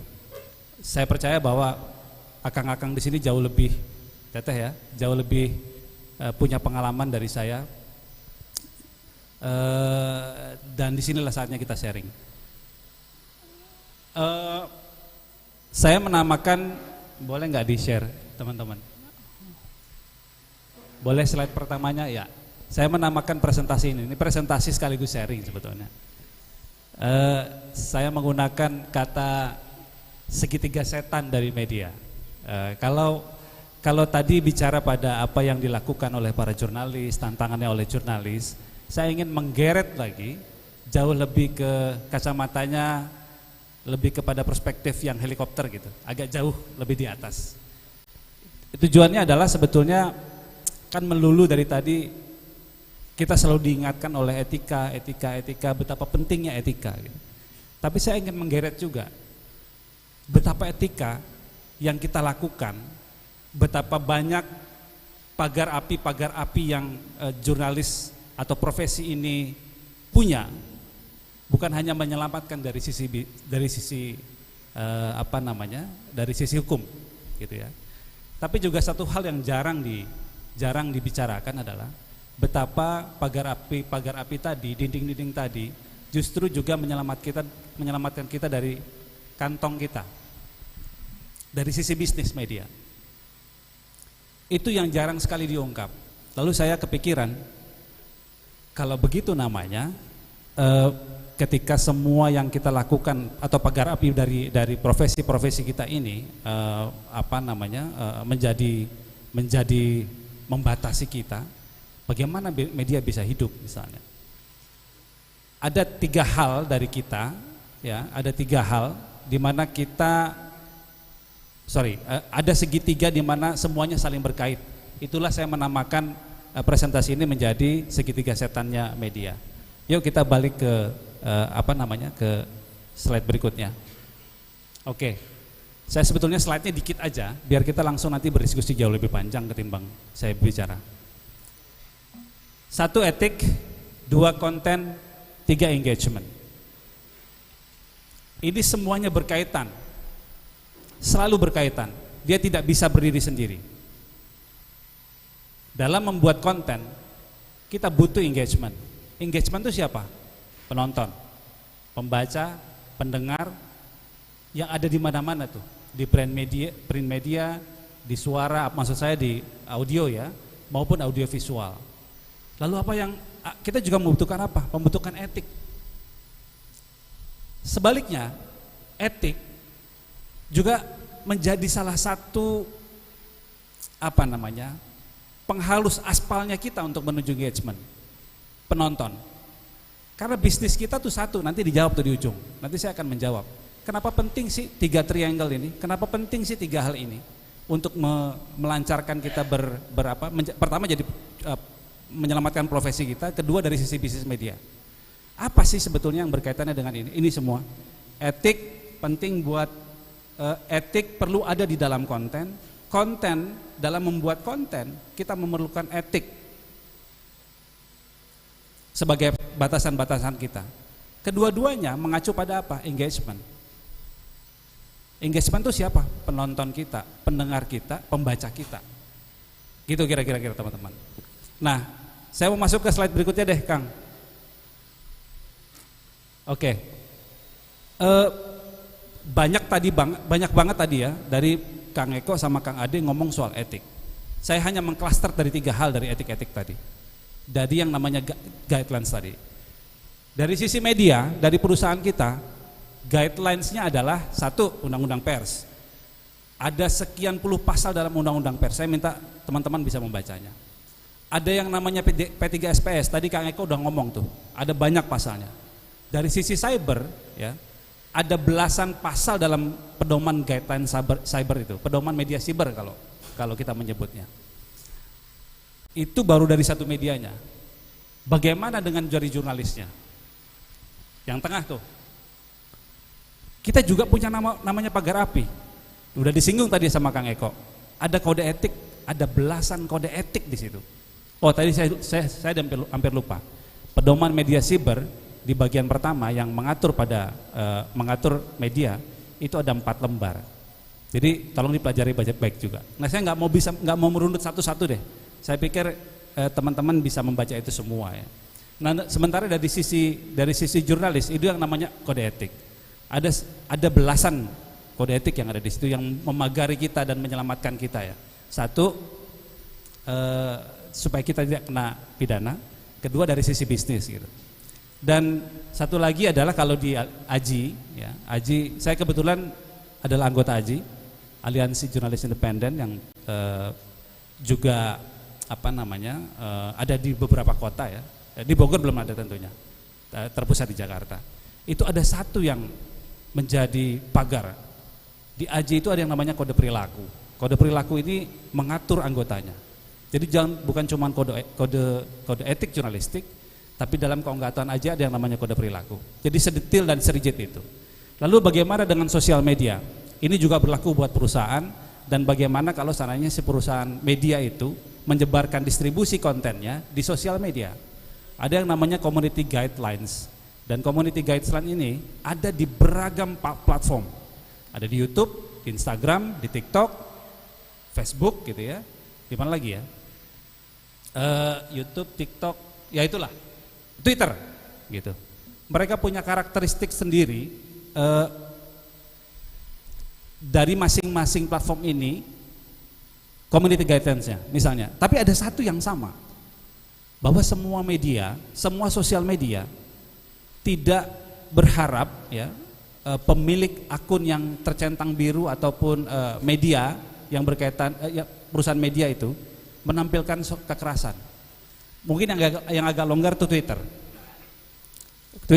agak longgar. Tapi yang lain gitu ya, yang kira-kira yang bisa dimonetize. Tadi saya diminta sama Agam Trust TV ini panitianya untuk berbicara juga dari sisi monetize ya. Kalau sosial media yang pasti bisa dimonetize kayak YouTube gitu, pasti dia punya community guidelines yang ketat gitu. Begitu ketahuan ada gambar-gambar dari perusahaan media tertentu ya, yang yang dikategorikan bisa dipercaya, begitu memunculkan, jangankan jauh, narasi lah. Kalau buka YouTube-nya narasi, ada peristiwa Kanjuruhan gitu ya, momen-momen brutal sepanjang peristiwa Kanjuruhan terjadi, pasti ada restriksi itu. Buat mereka yang tidak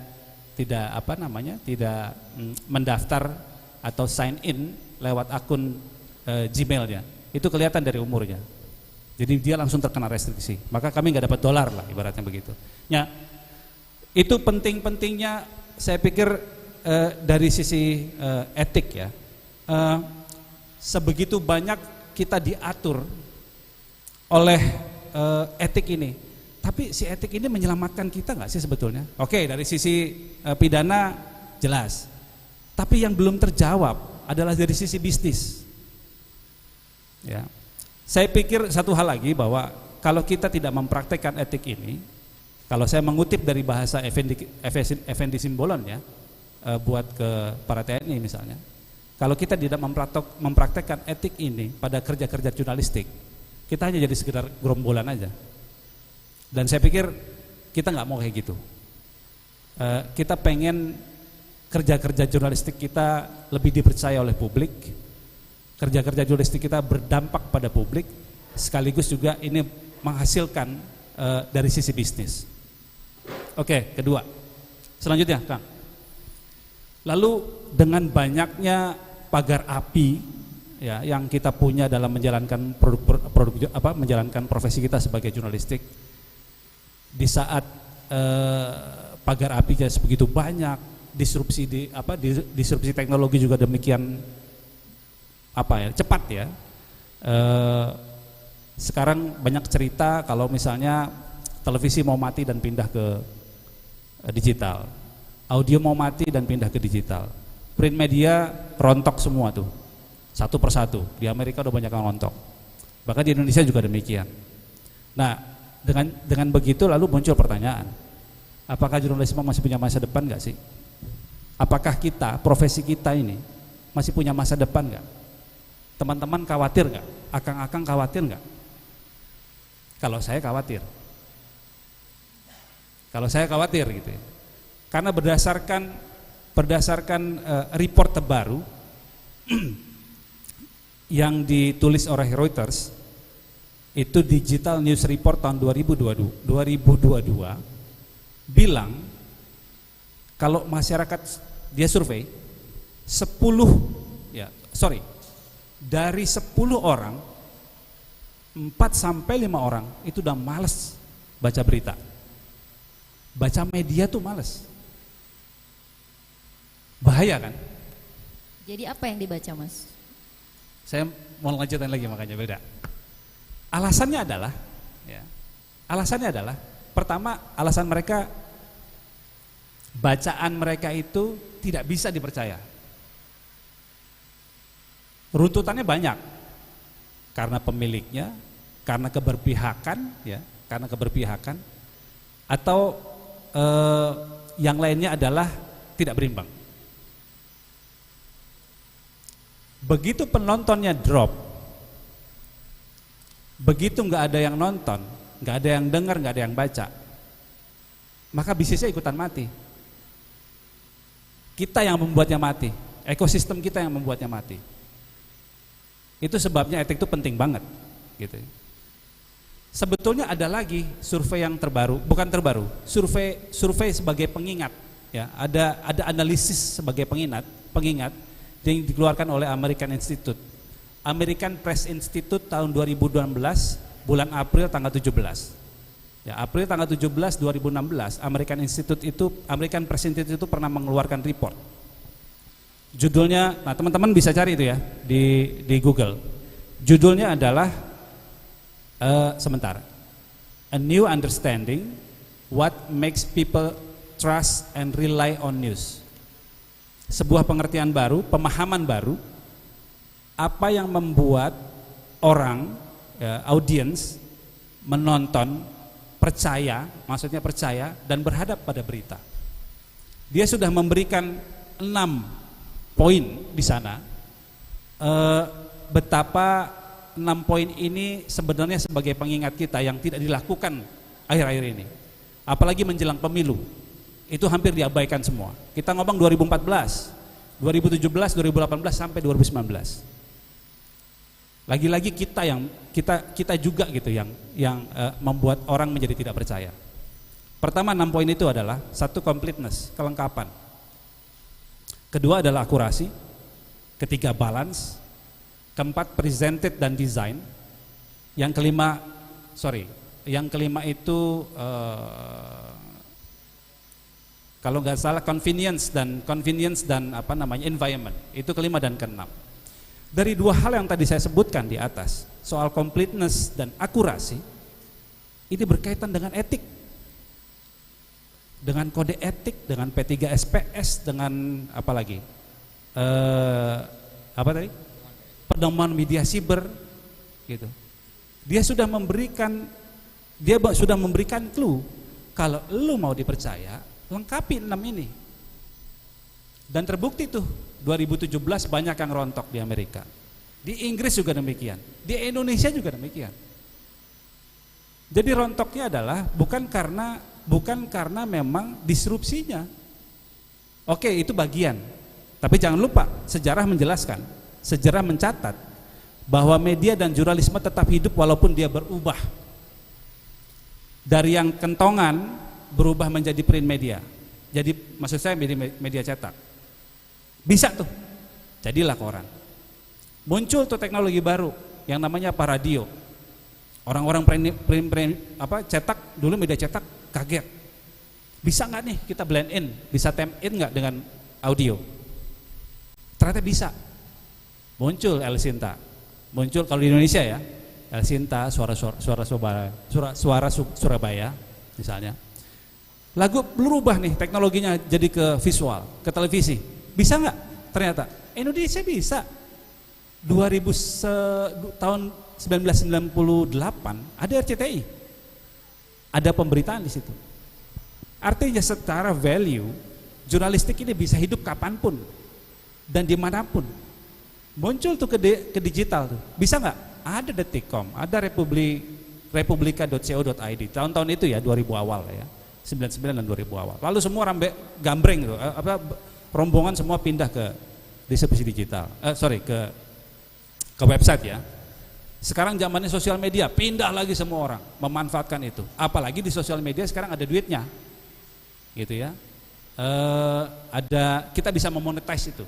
Kalau teman-teman main di YouTube, medianya main di YouTube tuh ada tuh, di situ nyalain dolarnya dapat duit. Semakin banyak viewsnya, semakin engagementnya ada. Salah satu dari triangle tadi, ya. Maka kita juga banyak duitnya di situ. Tapi orang pengen nonton tuh apa sih?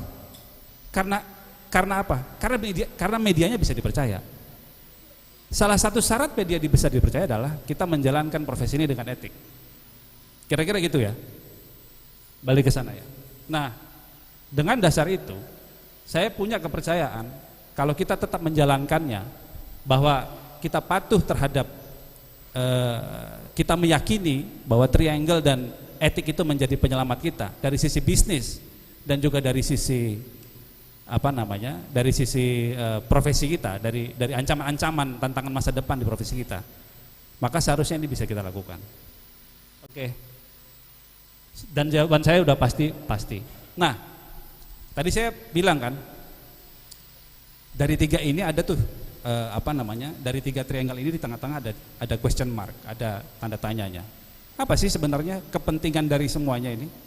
Dari 3 ini yang merangkaikan kita, ya, merangkaikan kerja-kerja jurnalistik, produk sama perusahaan kita. Apa sih? Public trust. Karena bisnis kepercayaan atau bisnis kita ini sebagai jurnalis, 1, public trust, kepercayaan publik. Kalau kita nggak melakukan itu, kita menjadi media yang cuma diterbitin sebulan 2 kali, datang ke Pemda gitu ya, minta duit, setelah itu selesai.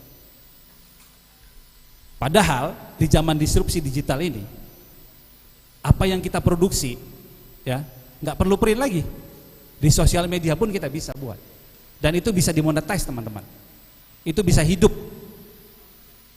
Dan begitu kita sebarkan ke sana, yang nonton bukan pegawai Pemda doang, ada ribuan orang, belasan ribu, puluhan ribu, ratusan ribu, jutaan orang gitu. Dan bisa ditranslate, itu jadi duit, percaya deh, bisa dimonetize itu. Tapi untuk mencapai gain trust publik itu, satu lagi, kita harus menjalankan profesi ini secara benar. Untuk mendapatkan public trust itu, kita juga harus punya jaminan, gitu, menggaranti mereka dengan fakta yang benar, menjalankan etik yang benar, kita patuh pada community guidelines-nya tiap platform, kita patuh juga terhadap, misalnya kalau seandainya teman-teman berorganisasi bergabung pada organisasi profesi tertentu, kalau saya di AJI gitu ya, kalau punya kode perilaku ya kita ikuti kode perilakunya.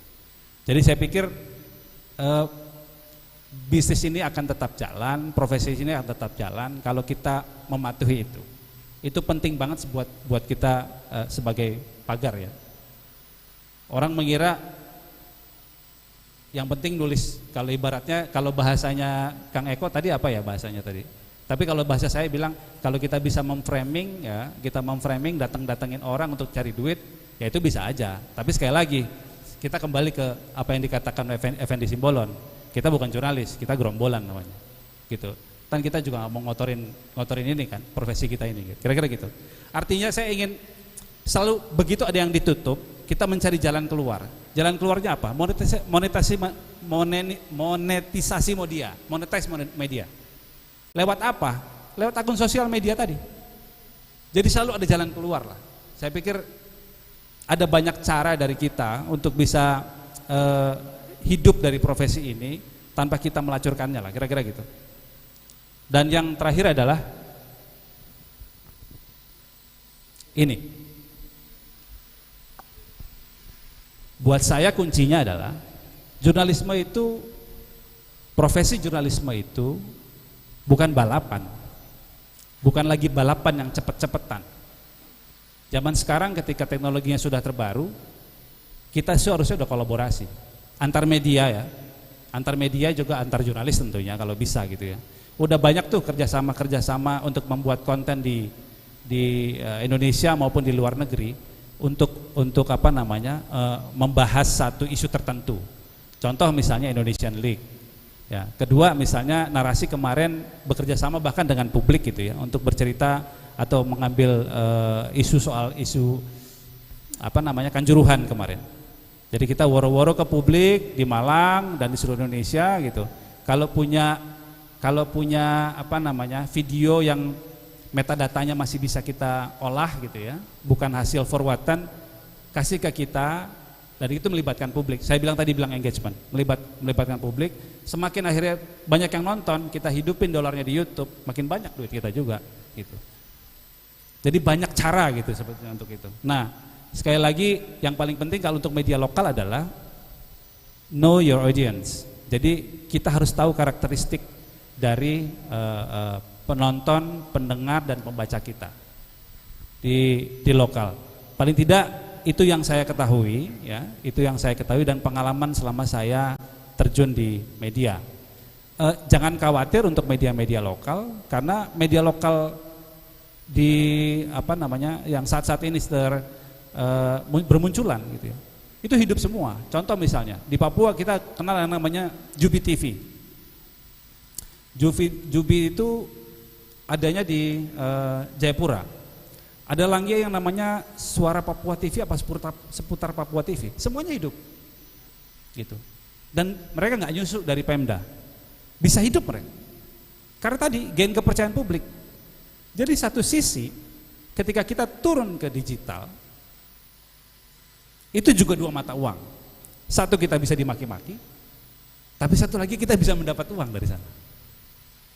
Jadi peluangnya tuh besar gitu ya. Atau Kabar Medan misalnya di Medan. Itu beritanya lokal semua.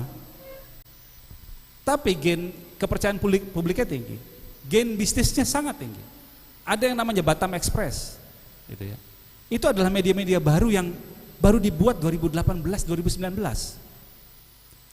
Dan saya yakin teman-teman di sini gitu, kalau lihat umurnya nih jauh lebih tua dari saya nih sebagian besar gitu ya. Tentu punya pengalaman lebih banyak. Ya. Cuman bagaimana caranya kita memanfaatkan, mencari yang muda-muda ini supaya kita bisa berbisnis jauh lebih oke. Saya pikir dari saya itu aja. Oke, tepuk tangan dulu. Terima kasih. Kalau boleh saya simpulin sedikit ya, kalau dari Mas Laban, berarti menjual kejujuran dengan media jurnalistik itu menguntungkan ya Mas ya? Harusnya menguntungkan, karena itu yang dilakukan oleh Narasi ya, untung. Untung. Ya benar-benar. Oke, sekarang kita masuk sesi tanya jawab. Sebelum saya masuk ke teman-teman yang ada di sini, saya boleh nanya dulu ya, satu dari tadi nih gatel ke Mas Ade. Sebagai boleh ya saya jalan ke sini ya. Sebagai ketua PWI, tapi sekaligus bekerja ke Mas Ade sebagai LBH Pers Jakarta. Kalau menurut Mas Ade kan banyak nih ya mereka-mereka yang datang untuk dibantu masalahnya begitu ya, kesalahan hukumnya gitu. Dari sekian banyak itu, tapi masih ada nggak sih media yang independen gitu? Kalau misalnya Mas lihat gitu, misalnya dari trafficnya yang paling sedikit lah dilaporkan, misalnya masalah suap atau tadi pemberian hadiah gitu ya. Ini pertanyaannya bukan dari media, saya netizen aja gitu. Boleh dijawab dulu Mas? Ya, soal independensi bukan berarti dia bebas dari laporan gitu ya. Bisa jadi sebaliknya karena dia terlalu kritis gitu ya dan nggak dengar intervensi macam-macam, akhirnya dia banyak laporan, banyak juga gitu ya. Nah, jadi kalau misalkan ditanya seberapa banyak, saya masih yakin banyak banget teman-teman media yang masih memegang teguh independensinya gitu ya. Tinggal kemudian bagaimana kita saling mengingatkan tadi ya, soal kode etik gitu ya, soal batas api, di mana bisnis, di mana produk jurnalistik gitu ya. Nah, jadi saya pikir yang seperti Mas Nyonyo sampaikan tadi gitu ya, ya soal kejujuran itu menjadi sangat penting dan itu menjadi core bisnis media itu ya itulah gitu ya.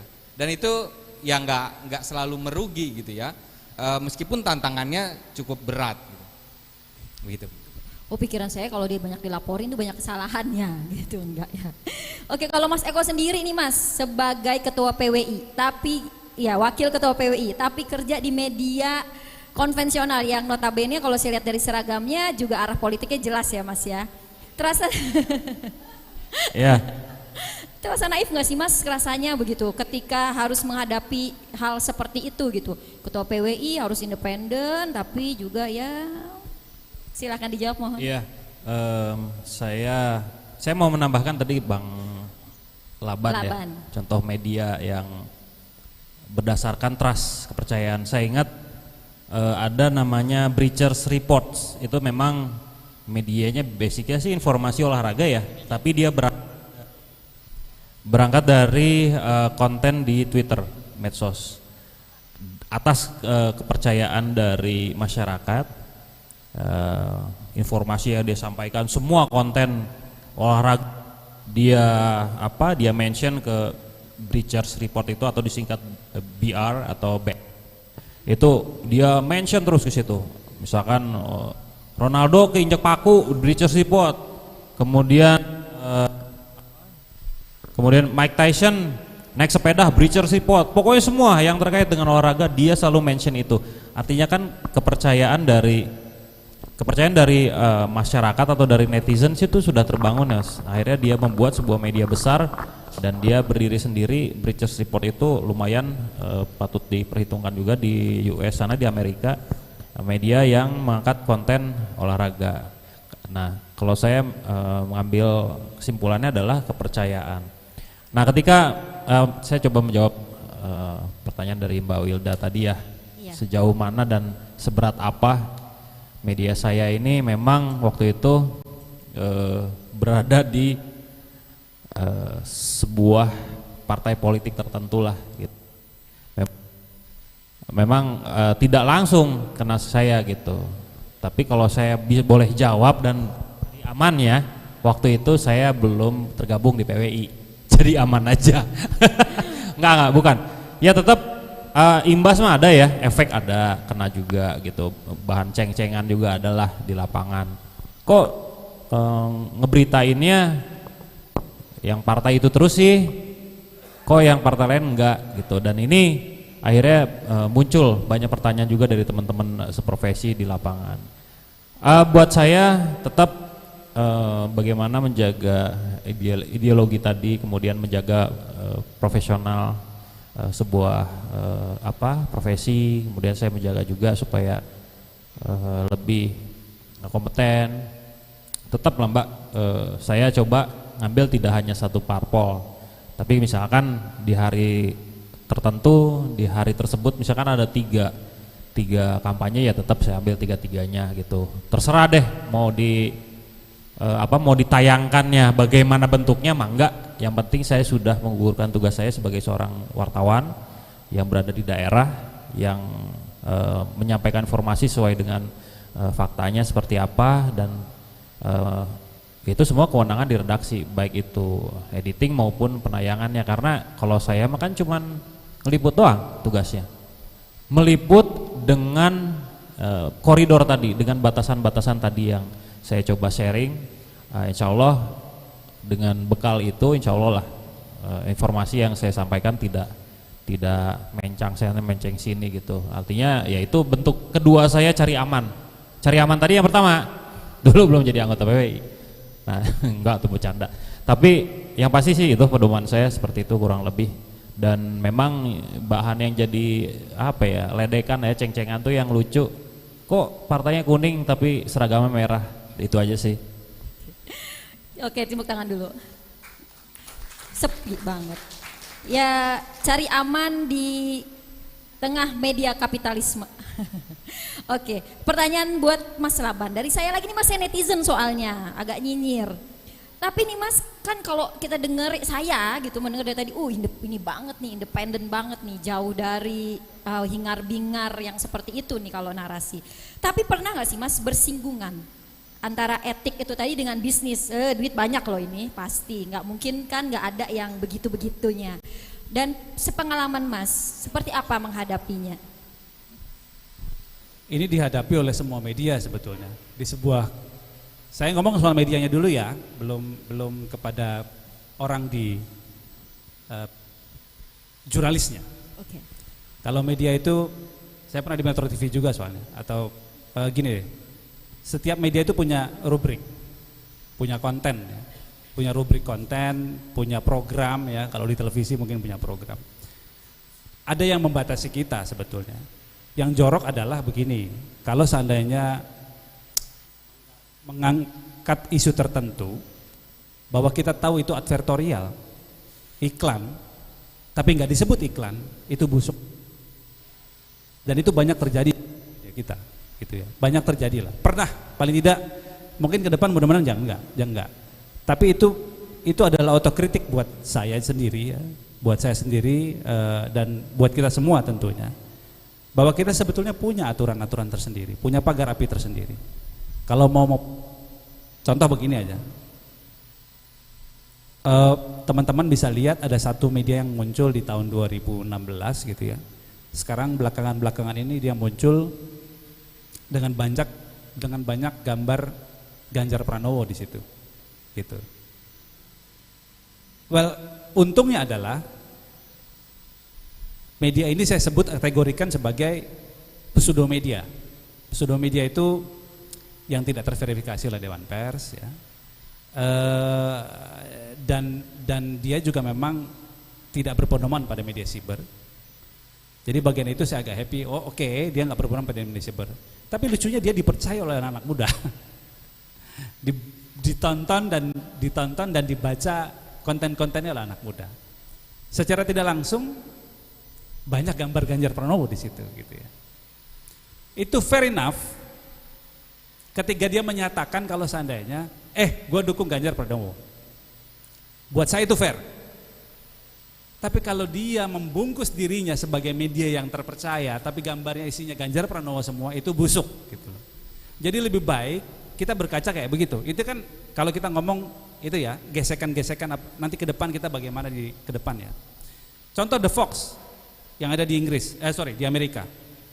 The Fox itu tahun 2016 apa 2016 ya? 2017 atau 2016 saya agak lupa. Waktu pemilihan antara Trump dengan Hillary, dia bernyatakan diri bahwa saya berpihak pada Biden. Fair, berarti penonton yang kita ini kalau memang nggak mau tahu soal si siapa namanya, si Hillary, Trump. Ya, atau saya pendukungnya Hillary, gue nggak mau nonton The Fox. Sesederhana itu sih. Saya pikir kita harus punya itu kalau soal tantangan pemilu ke depan ya. Pernah nggak di Indonesia begitu? Pernah. Tahun 2014 Jakarta Post di editorialnya menyatakan bahwa kami mendukung Jokowi. Fair buat saya itu. Ketimbang kita yang diam-diam gitu ya, diam-diam isinya gambarnya Jokowi semua. Nah, itu busuk menurut saya. Jadi kalau teman-teman bekerja di media tertentu, fair dia menyatakan mendukung siapa, ya udah nggak apa-apa, itu pilihan. Tapi ya juga jangan sakit hati kalau ada kalau penontonnya maki-maki gitu ya, jangan sakit hati gitu. Itu adalah pilihan bisnis yang jelas gitu. Itu dari sisi editorial. Bagaimana dari sisi program? Dari sisi program itu kita punya pagar api mestinya. Ketika konten ini disponsori, ya harus ngomong disponsori. Entah di enteknya, entah di bawahnya, entah di atasnya, sebut bahwa itu advertorial. Dengan itu kita memberitahu publik gitu. Ini yang saya bilang itu adalah kejujuran. Kita memberitahu publik, guys, ini itu adalah konten berbayar. Lo mau nonton syukur, enggak juga nggak apa-apa. Gitu. Kita se-fair itu. Harus se-fair itu sih menurut saya. Itu dari sisi program dan dari sisi media. Nah, bagaimana dengan jurnalis? Ya, itu sih semua batasannya sudah disampaikan oleh Kang Ade tadi. Saya pikir jawabannya Kang Ade itu semua ngomong di depan itu itu menjadi sesuatu yang perlu kita concern sama-sama gitu. Termasuk saya ya. Jadi bukan buat ke teman-teman termasuk saya. Oh, reminder nih, bentar lagi mau pemilu nih. Ngadepinnya kayak gitu tuh, kira-kira tantangan yang gue hadapin bakalan begitu. Oke, gue ingetin terus gitu ya. Karena kadang-kadang kita suka lupa. Kayak gitulah kira-kira. Jadi jangan dianggap kalau seandainya kita jujur, maka kehilangan kita. Ya enggak juga, jangan-jangan itu bagian gitu. Siapa tahu gitu misalnya teman-teman begitu ngomong, gua mendukung Ganjar Pranowo, dapat duit dari Ganjar Pranowo tapi fair gitu ya. Gua ngomong di depan nih gitu. Ngomong di depan, kira-kira gitu deh. Berarti narasi udah ada ya, mau milih siapa nanti 2024 ya Mas ya? Untuk siapa presidennya? Oh enggak. Karena jelas, enggak. Kita enggak main. Siapapun yang menjadi kandidat, ya saya memutuskan untuk kita mengkoreksinya sama-sama gitu ya. Okay. Kita menggalinya sama-sama tanpa ada kedekatan dengan satupun. Dari awal narasi sudah menyatakan diri gitu ya, tidak memihak kepada siapapun. Kita punya garis batas. Tepuk tangan dulu dong.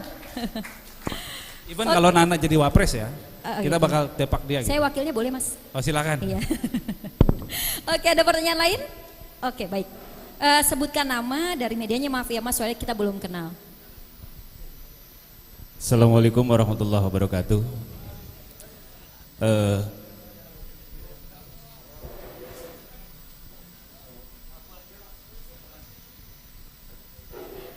Selamat datang kepada Pak Dedi Arahim, Wakil Wali Kota Bogor.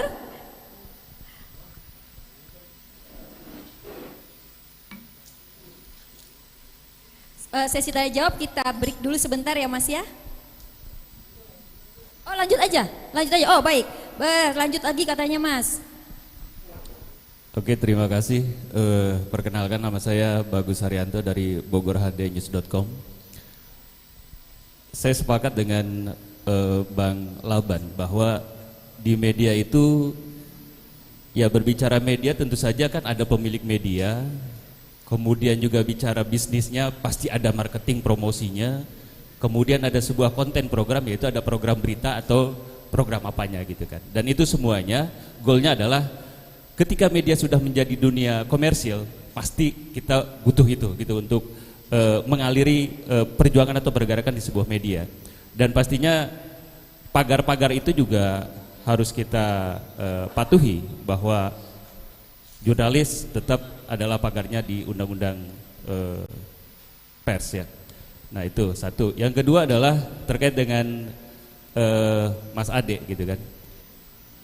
Ketika kita menjadi jurnalis atau wartawan, produk wartawan itu kan jurnalistik, yaitu sebuah berita.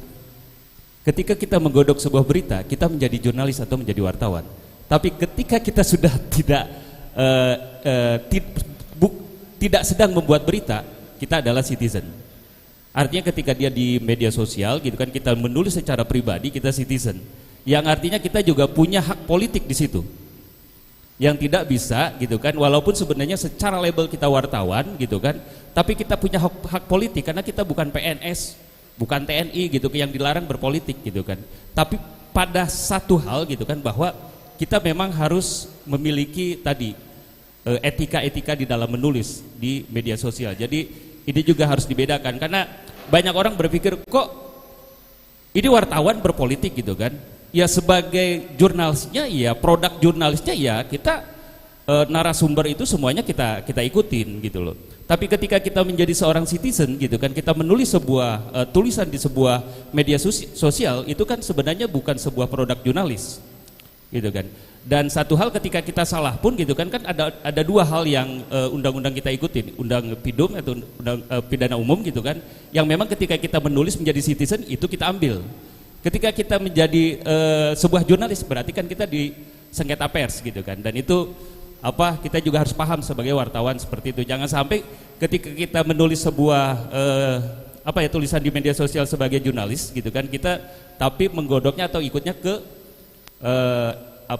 undang-undang pers gitu kan. Ini kan kita nggak fair juga gitu loh gitu. Dan ini saya berharap gitu kan lembaga pers atau LBH pers juga tidak hanya di sekitar Jakarta, karena di Bogor pun beberapa waktu bahkan beberapa kejadian juga terjadi di kota Bogor gitu kan. Dan saya berharap juga bisa bikin sekretariat atau bekerja sama dengan lembaga-lembaga organisasi pers yang ada di Bogor. Ini insya Allah kita kerjasama dengan PWI, kebetulan saya juga anggota PWI.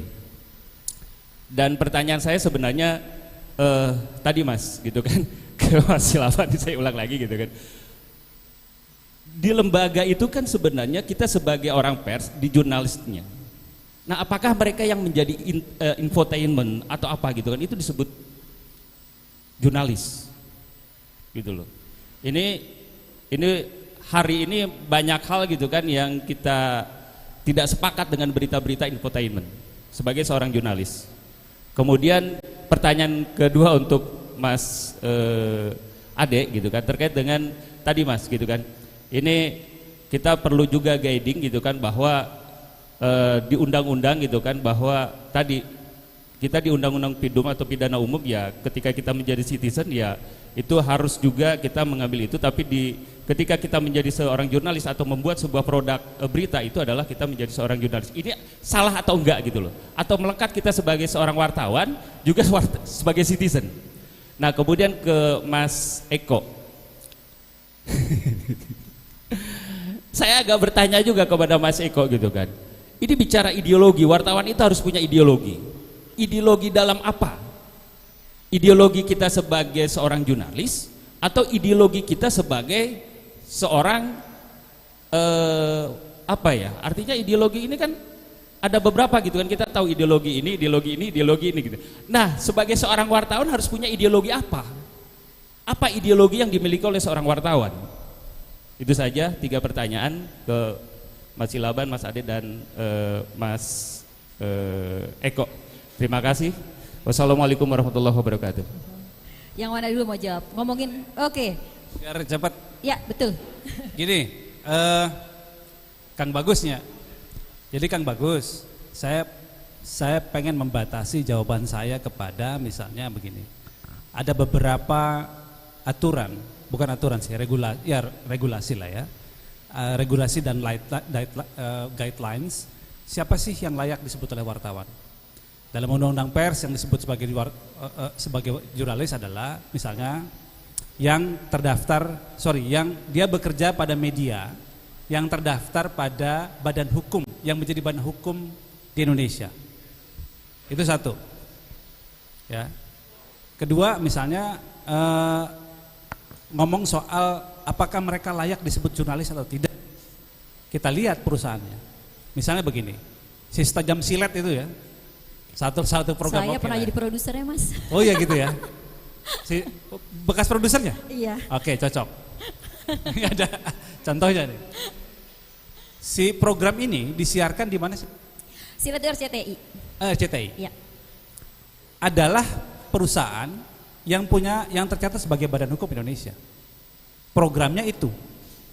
Gitu ya. Yang diproduksi oleh Indigo. Kita lihat Indigo tercatat nggak sebagai badan hukum media di Indonesia? Terverifikasi nggak di Dewan Pers? Kalau nggak, maka dia bukan jurnalis. Sesimpel itu. untuk urusan administratif. Tapi dia emang terdaftar di Dewan Pers dan pemretnya ada. Ada. Ada. Kalau misalnya begitu, ini salah satu aja contoh. Gitu ya. Kalau tidak terdaftar, maka dia bukan jurnalis. Jurnalisme itu value, ya, bukan cuma ngomong karyanya.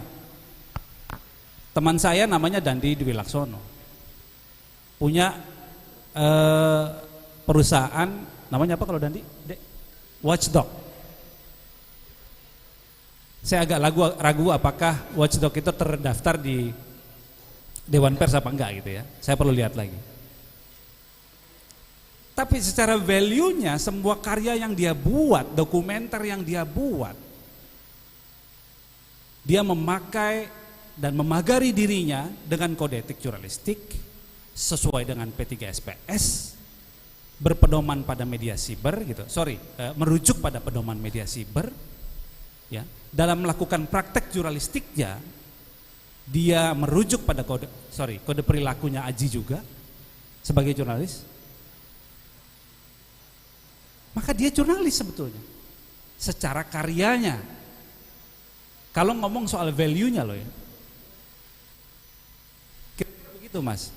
Selama saya tidak mengharamkan orang-orang itu untuk disebut sebagai jurnalis atau tidak. Karena setiap kita punya aturan administratif juga punya aturan value sebetulnya. Tapi kita lihat, kita bisa membedakan kok. Mana yang kira-kira hanya membahas gosip doang gitu ya. Kira-kira ngomong nuduh ke sebelah, oh udah memenuhi gitu. Completeness-nya, balancing-nya, akurasinya, dasarnya dari apa? Gosip ya susah gitu ya. Kira-kira gitu Mas Bagus. Saya pengen menjawab pertanyaan yang kedua. Argumen yang kedua dari Kang Bagus tadi bilang, Kang, gua ini jurnalis, tapi gue juga punya hak politik. Lah nggak ada yang ngelarang kita untuk memilih siapapun presidennya, siapapun wali kotanya dan wakil wali kotanya, mumpung ada wakil wali kota, kira-kira gitu ya. Nggak ada yang ngelarang kita untuk tidak memilih mereka. Karyanya harus kita karena kita adalah jurnalis ya, maka sekali lagi kita harus patuh terhadap kode etik itu. Patuh pada kode etik jurnalistik gitu ya dalam karya-karya kita.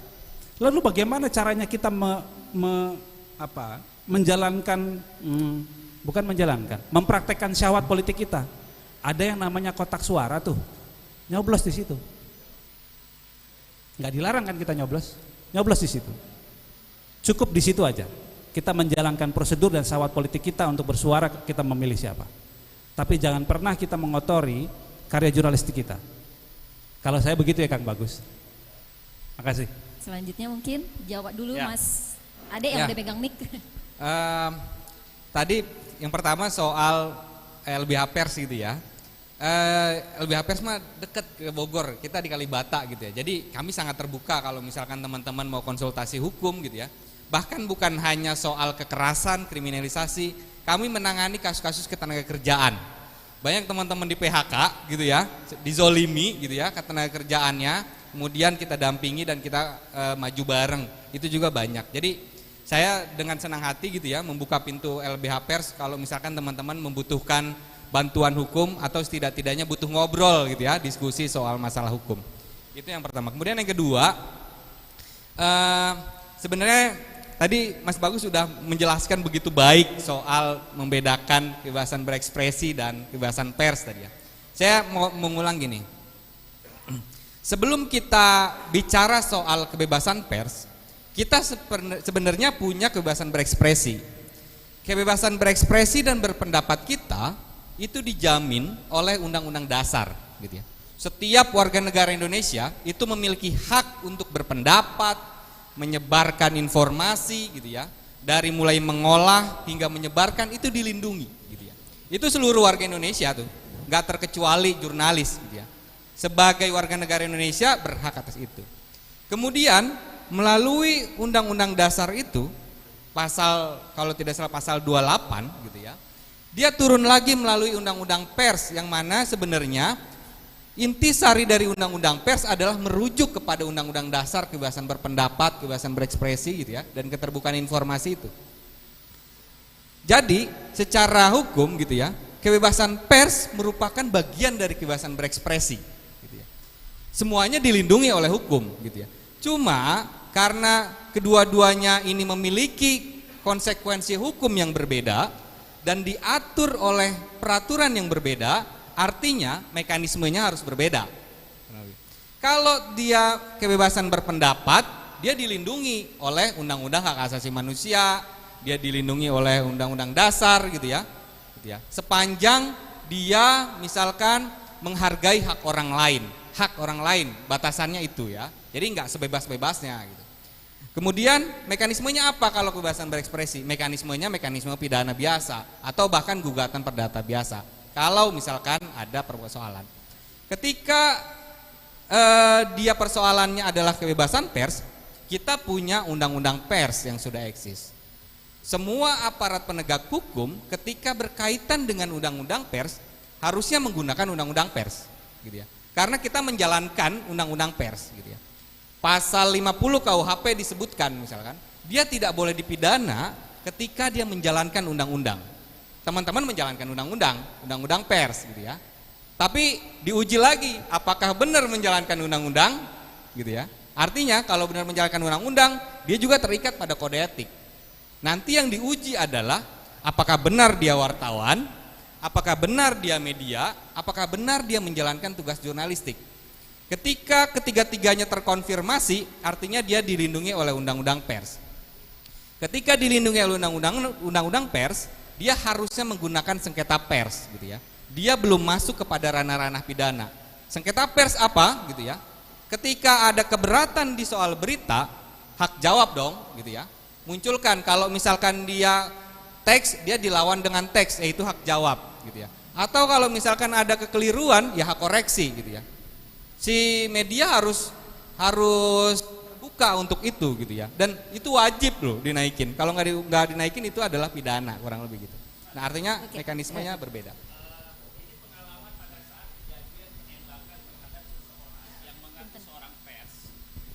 Cinere waktu itu, ya kan, yang waktu itu ngikutin pejabat gitu kan, kemudian apa katakanlah dia paparazzi lah gitu kan. Dan itu hal yang buat saya gitu kan, ketika dia mengaku sebagai seorang pers, ngikutin seorang pejabat dalam konteks seperti itu gitu kan, kemudian terjadilah yang namanya pembunuhan atau penembakan.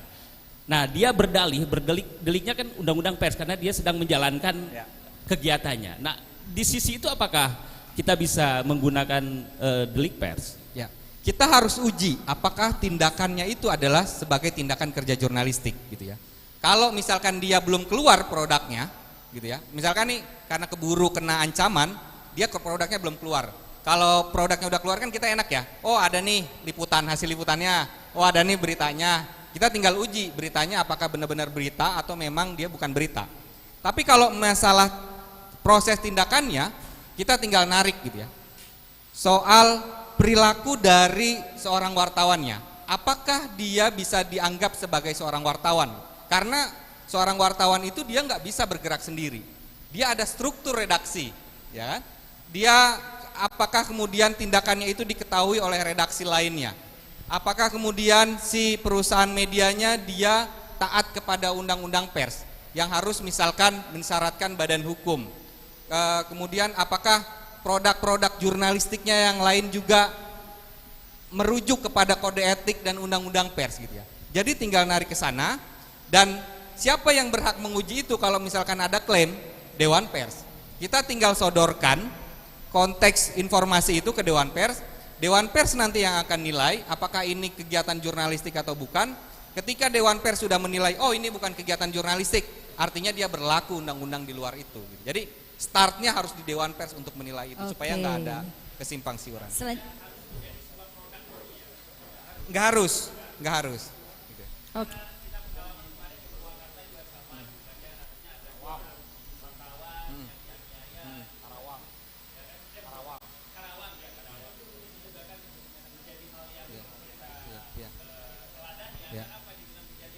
Ya, saya izin ngasih contoh Boleh. satu. Boleh. Kasus kalau teman-teman mengikuti kasus kekerasan Nur Hadi, jurnalis di Surabaya, yang itu sudah diputus pengadilan. Dia belum ada tuh produk jurnalistiknya. Ketika dia melakukan investigasi, dia kemudian ketahuan, ditarik, dipukulin, mengalami penganiayaan, gitu ya.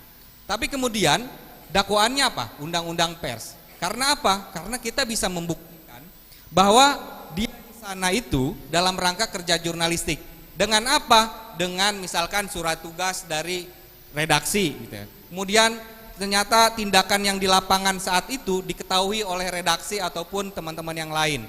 Kemudian perencanaan pemberitaannya ada. Ketika bisa dibuktikan, kita lebih mudah menarik, oh ini kerja jurnalistik yang memang tersistematis. Gitu. Jadi itu yang harus dibuktikan. Selanjutnya pertanyaannya tadi ke Mas Eko, udah Ya, lupa. Ideologi. Dicatat bos, tenang. Kalau dulu kasusnya Iman ya, dulu ya, yang teman Topi Square ya. Kalau itu dia baru mau liputan udah keburu sama Satpam waktu itu. Oke, Mas Bagus, ini pertanyaannya bagus. Kalau Mas Bagus bilang tadi membedakan ketika saya menjadi seorang wartawan dan bagaimana saya menjadi seorang citizen.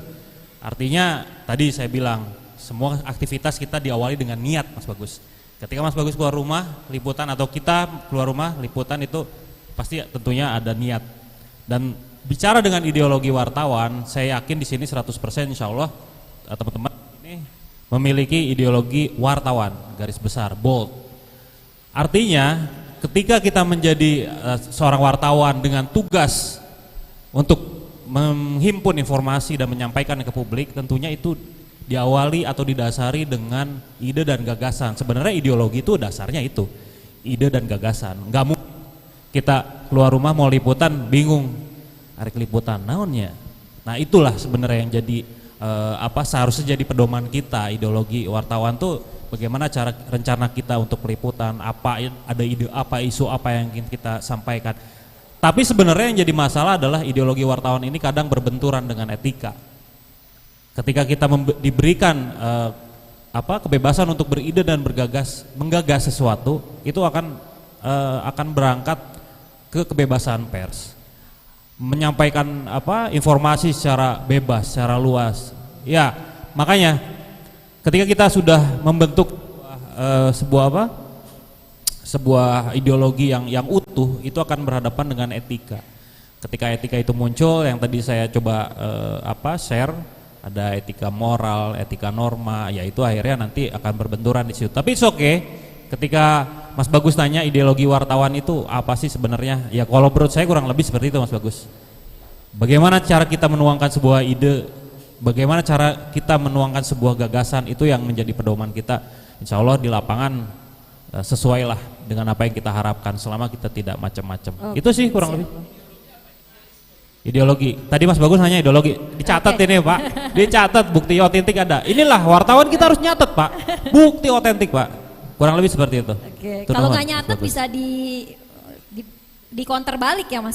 Iya, Anda tadi nanyanya nggak gitu. Anda kita ini wartawan Pak. Oke. Kurang lebih seperti itu Mas Bagus ya. Punten kalau ada yang kurang. Terima kasih. Sebentar dulu Mas ya. Selanjutnya ini keynote speaker kita sudah hadir. Oh penutup aja. Oh boleh. Berarti satu pertanyaan lagi. Saya ambilkan mic yang lain. Mohon maaf. Silakan sebutkan nama dan judulnya ini medianya Mas. Ya, bismillahirrahmanirrahim. Assalamualaikum warahmatullahi wabarakatuh. Ya, terima kasih atas kesempatannya. Saya Dedi, pimpinan dari redaksi bogorzone.com dan juga sebagai Ketua Bidang Advokasi PWI Kabupaten Bogor. Mungkin yang pertama saya mau bertanya kepada panitia ini tentang temanya, tantangan etika jurnalistik dan etika digital di tahun pemilu.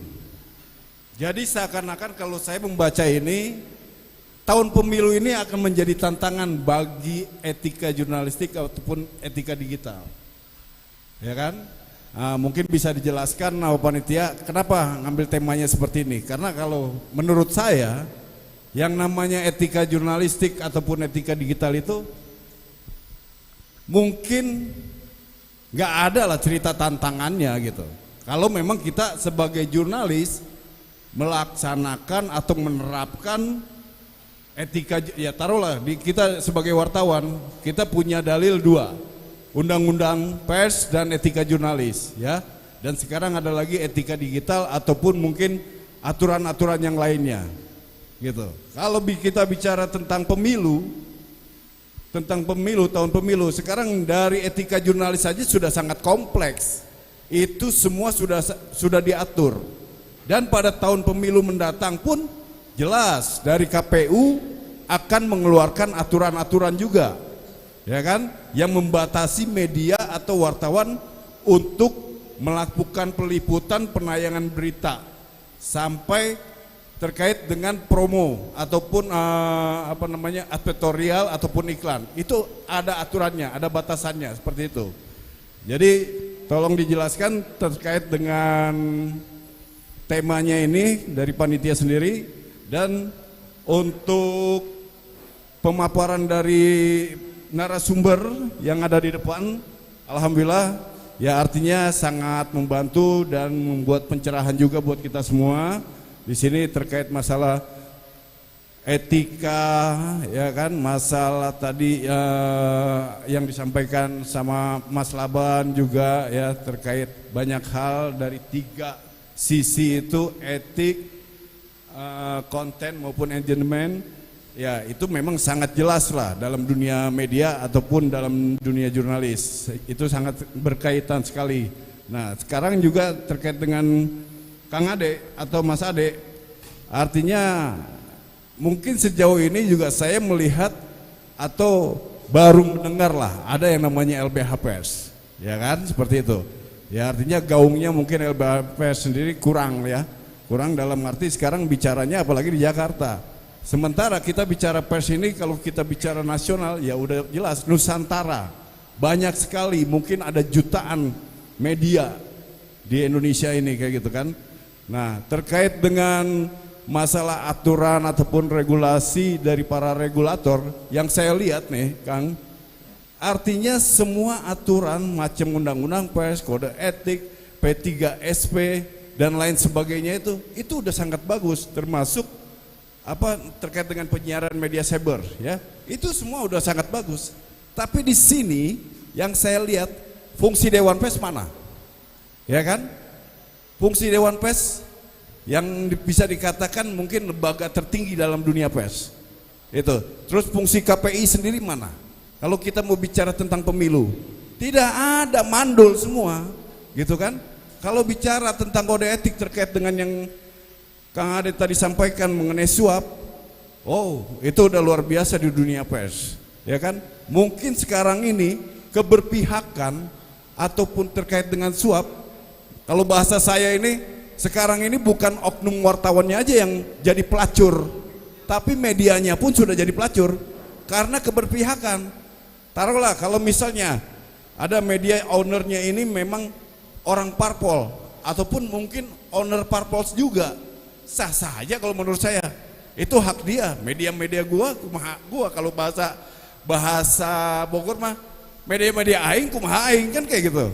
Nah, tapi banyak media yang istilahnya punya keberpihakan, tapi ya itulah lari-larinya dengan komersialisasi. Makanya nggak salah kalau saya bilang itu pelacur, kayak gitu. Di mana-mana yang namanya pelacur itu kan menjual diri. Nah, begitu juga dalam dunia pers. Kalau kita menjual profesi kita, menjual media kita untuk hal-hal yang memang udah jelas dalam kode etik diatur, itu kan udah pelanggaran jelas. Nah, sekarang di mana tindakan badan atau lembaga yang punya tanggung jawab untuk melakukan pengawasan termasuk sampai penindakannya itu di mana? Gitu.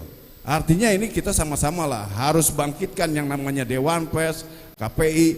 Jangan mereka hanya namanya saja dan mereka hanya bisa mengeluarkan aturan, tapi penegakannya, penindakannya, pengawasannya nihil sama sekali buat saya. Ya, artinya saya melihat seperti itulah. Karena banyak sekali pelanggaran seperti pemilu tahun lalu lah, periode lalu. Kita lihat banyak media yang jelas-jelas keberpihakan dengan kandidat A, kandidat B, ya kan begitu.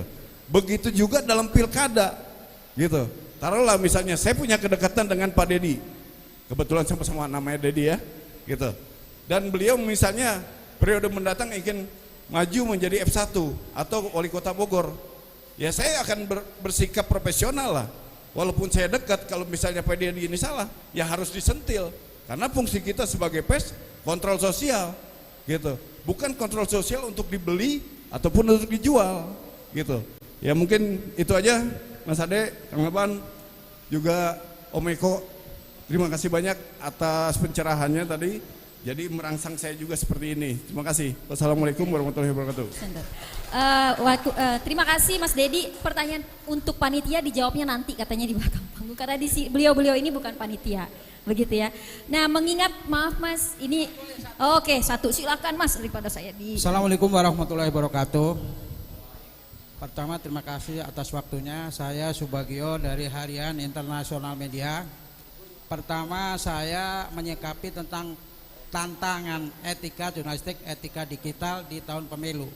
Saya datang ke sini saya pikir ada temuan-temuan atau tantangan ke depan. Karena sejak reformasi baru sekarang inilah pileg dan pilpres baru pertama. Harusnya ke depannya bagaimana kita sebagai wartawan untuk menghadapi tantangan ke depan, karena ini berbarengan. Mereka saling-saling, terutama jangan sampai seperti pemilu sebelumnya. Politik identitas dikedepankan, akhirnya timbul cebong dan kadrun.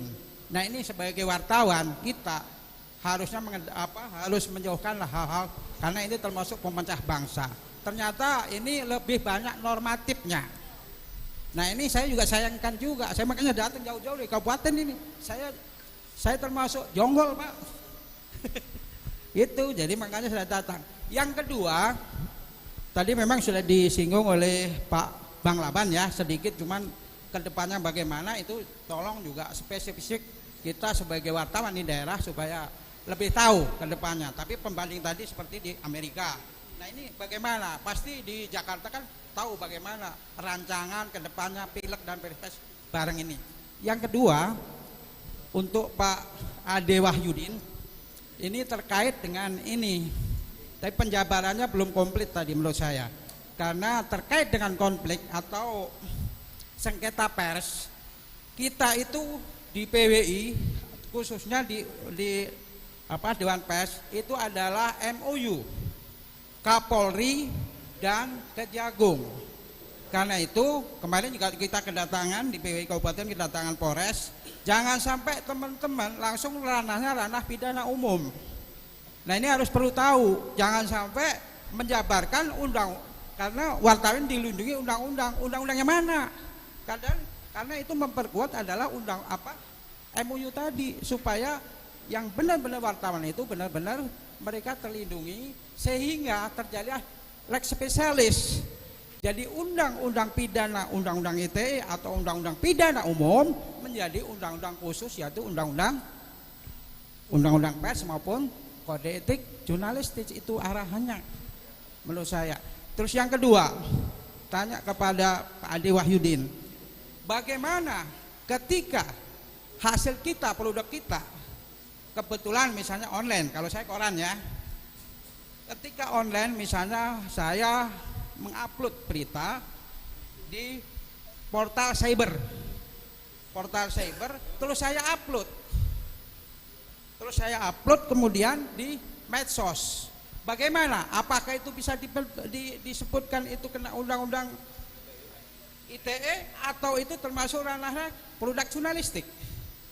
Terus yang kedua, tadi disebutkan dalam pasal 4 ya Pak, kalau nggak salah, informasi harus akurat, berimbang, antara opini dan fakta tidak boleh dicampur adukan, dan sekaligus kita sebagai wartawan adalah azas praduga tidak bersalah. Namun nyatanya semua sekarang kebablasan, karena seingat saya namanya ketika suatu tersangka atau suatu terduga bahwa seseorang itu dinyatakan tersangka, tidak boleh disebutkan namanya. Nah itu bagaimana menurut Bapak?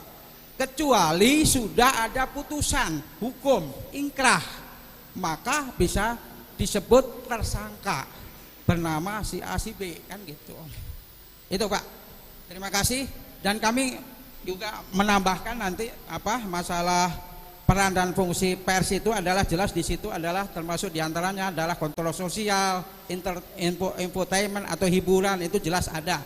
Jadi kita ranahnya sama dengan pers. Demikian, terima kasih. Baik. Assalamualaikum warahmatullahi wabarakatuh. Oh, Waalaikumsalam warahmatullahi wabarakatuh. Permisi. Yang pertama adalah masukan ya untuk panitia. Nanti mungkin akan disampaikan. Selanjutnya mungkin ada yang mau dijawab dulu pertanyaannya? Enggak ada. Mas Ade. Ya, banyak banget nih pertanyaan. Oke, terima kasih Bapak. Pertama soal Dewan Pers dan KPI ya, sebenarnya mereka yang harus menjawab gitu ya. Kenapa kemudian di beberapa case mereka kurang aktif gitu ya. Saya pikir karena PWI juga kan merupakan konstituen yang itu mungkin bisa melalui konstituen itu yang kemudian mempertanyakan itu kepada Dewan Pers. Ya, ya, kayak misalkan contohnya di beberapa kasus, saya mencontohkan kasusnya Narasi yang pertasan kemarin ya. Dewan Pers kita itu dorong teman-teman Dewan Pers untuk membuat satgas, gitu ya.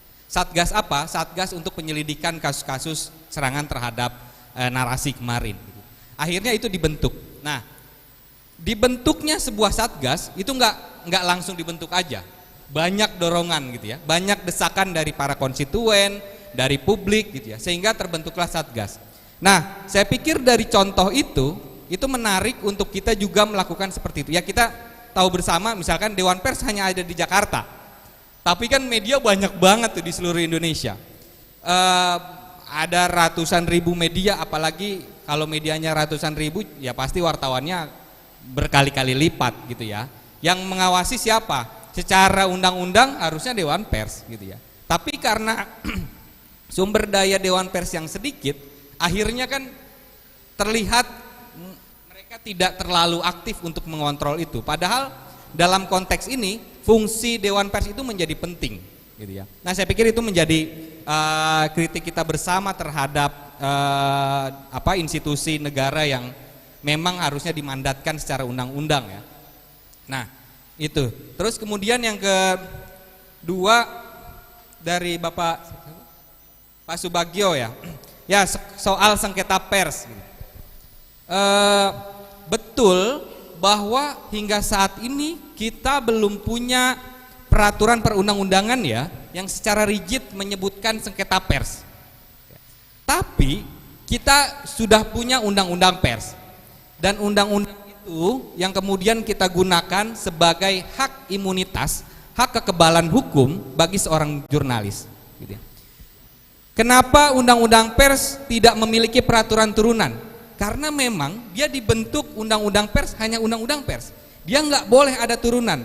Sejarahnya adalah untuk melepaskan intervensi pemerintah atau negara kepada pers, akhirnya pemerintah nggak boleh membuat peraturan turunan.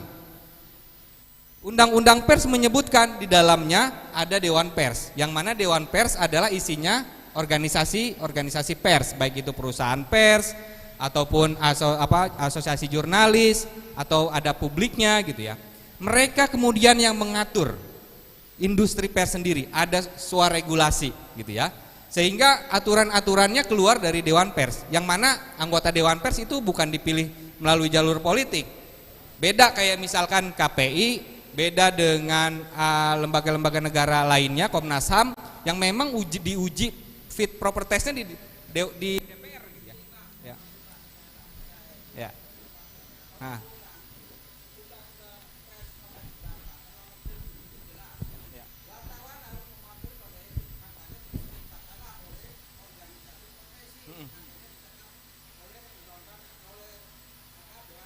Ya. Iya.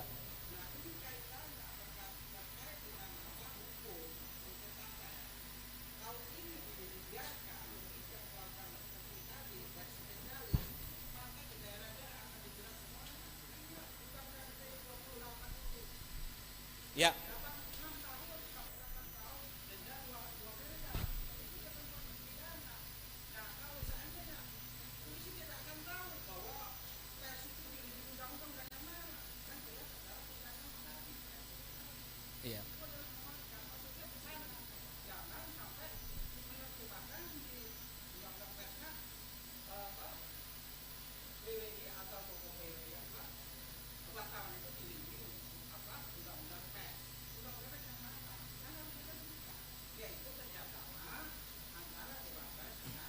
Ya.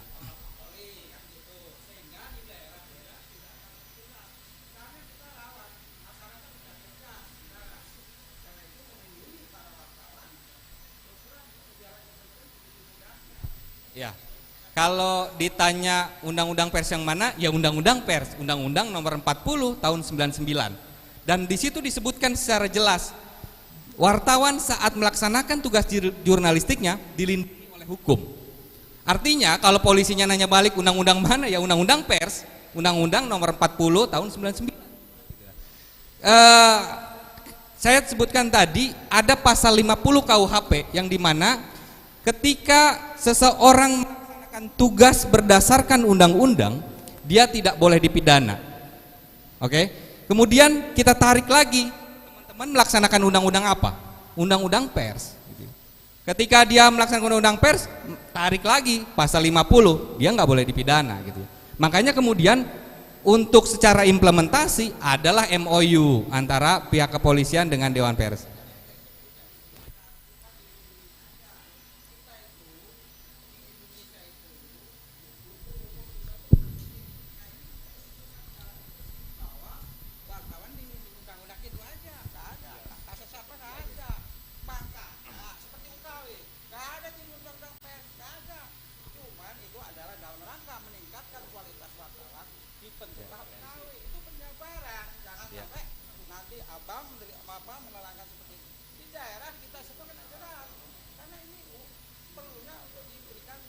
Ya. Ya. Ya. Ya. Itu terkait dengan implementasi gitu ya. Kalau implementasinya banyak yang kemudian melenceng, kita perlu cek lagi, ini persoalan norma regulasi kah atau memang soal implementasi gitu ya, penyalahgunaan pasalnya gitu ya. Artinya nanti memang betul yang tadi Bapak kata sampaikan, banyak teman-teman dikriminalisasi gitu ya. Artinya standing kita ada di mana gitu ya. Kalau misalkan kita bisa membuktikan bahwa kita menjalankan undang-undang pers, harusnya dilindungi dengan argumentasi yang tadi saya sampaikan gitu ya. Tapi persoalan implementasi itu persoalan nanti di lapangan, bagaimana kita bisa meyakinkan aparat penegak hukum bahwa memang kita menjalankan undang-undang pers. Tapi saya pikir itu diskusi yang menurut saya menarik untuk kita diskusikan. Tapi kalau soal perlindungan, saya masih yakin teman-teman dilindungi oleh undang-undang pers gitu, karena dia disebutkan secara jelas. Wartawan saat menjalankan tugas jurnalistiknya dilindungi oleh undang-undang pers gitu. Ya.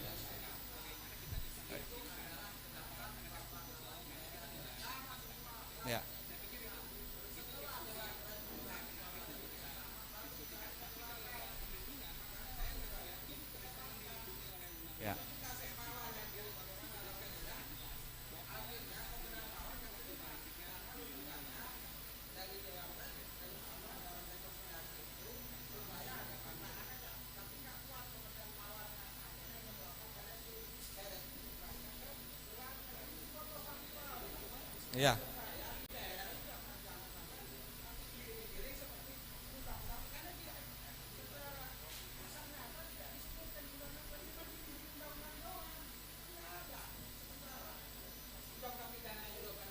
Ya. Baik.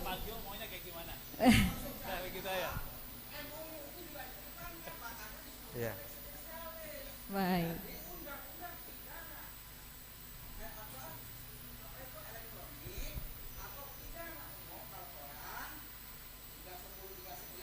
Ya.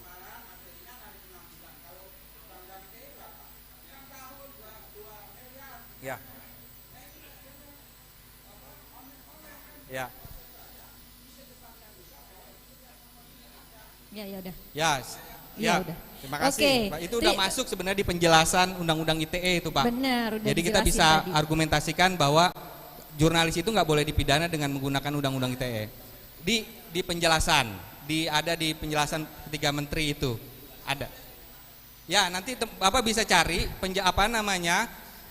penafsiran bersama yang 3 kementerian gitu ya, ada kejaksaan, ada kepolisian dan Kominfo salah. Di situ ada penafsirannya. Oke, panas banget ya diskusinya dan seru banget. Tepuk tangan dulu dong. Aduh, juara si abang satu itu ya. Terima kasih loh Bang, itu juga pencerahan buat kita semua ya. Makasih juga Mas Ade. Nah, sambil kita dingin nih supaya hatinya nggak tambah gerah. Kita minta kesediaannya, pemaparannya Bapak Wakil Wali Kota Bogor, Bapak Dedi Arahim. Waktu dan tempat kami persilahkan. Biar adem Pak, biar nggak tegang aja semua.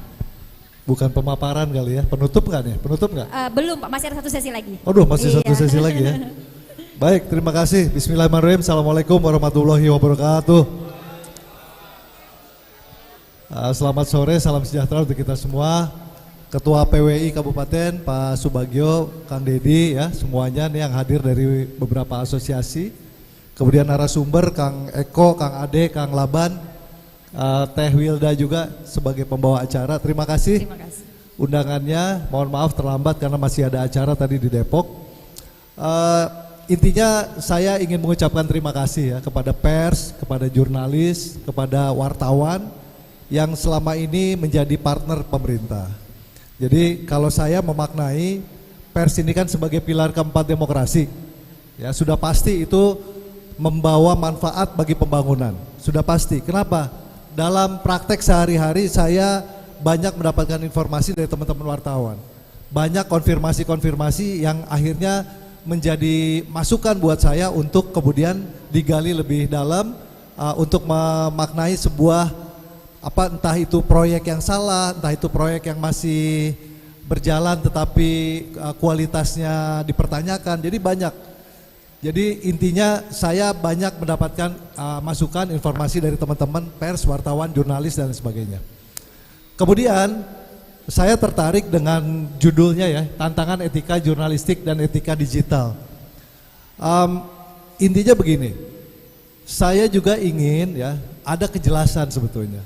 Kalau kita bicara nilai pers apa sih? Nilai pers itu kan kejujuran, betul nggak? Kemudian nilai integritas dan kesetiaan kepada keadilan, 3 itu nilainya. Nah kalau semua teman-teman wartawan, jurnalis dan lain sebagainya ini kemudian berhimpun dalam asosiasi-asosiasi, dalam perkumpulan-perkumpulan yang memiliki nilai yang sama, maka kalau menurut saya betul-betul makna pembangunan itu bisa terasa oleh kita semua. Jadi harus ada juga nilai-nilai positif yang dikedepankan. Ya, kenapa?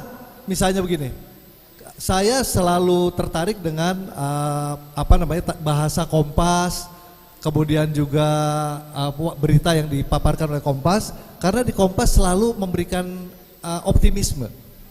Ya, optimisme apa? Selalu dalam setiap hari ya ada foto tentang sebuah progres pembangunan. Itu yang saya maknai dari Kompas. Kemudian bahasanya juga sangat etis ya. Santun. Kemudian juga sangat menyejukkan, sehingga kalaupun ada kesalahan, kalaupun ada hal-hal yang perlu diperbaiki, nilainya tetap nilai-nilai yang optimisme yang dikedepankan. Jadi bukan hanya kemudian selalu misalnya memojokkan satu pihak dan kemudian memojokkan pihak yang lain. Nah, artinya teman-teman yang saat ini mungkin ya belum terhimpun dalam PWI misalnya, atau memang ada organisasi-organisasi yang lain, sebetulnya tinggal saling mengadopsi saja. Nah, contoh begini, cover both side. Mungkin untuk teman-teman PWI sudah dipahami, tapi ada teman-teman asosiasi digital misalnya, wartawan digital yang belum memahami cover both side itu apa sih. Nah karena apa? Karena saya melihat sehari-hari, buat kita loh kok bisa dihakimi, padahal mestinya dikonfirmasi. Sehingga masyarakat bisa menilai berat mana nih, siapa yang salah kira-kira, siapa yang perlu didalami lagi, bahkan siapa yang perlu digiring ya ke penegak hukum misalnya. Tetapi bukan yang sifatnya fitnah dan sebagainya. Nah, harapan inilah yang ingin disampaikan oleh banyak teman-teman di birokrasi ya. Jadi ada kejelasan tentang siapa sebetulnya pers itu, siapa sebetulnya jurnalis itu, siapa sebetulnya media itu. Karena kalau sekarang bias, ya semua orang bisa mengatasnamakan media, tetapi yang satu kita rasakan ya, oh ini sudah memenuhi nilai etika. Tetapi ada juga beberapa yang belum memenuhi dan mungkin belum tersentuh oleh berbagai instrumen-instrumen yang seharusnya mendorong tadi adanya nilai etika jurnalistik, apalagi di era digital yang sangat cair seperti ini ya. Semua orang bisa jadi netizen ya, semua orang bisa jadi wartawan, semua orang bisa lapor, semua orang bisa cemplungin apapun ke medsos. Dan yang membedakan apa?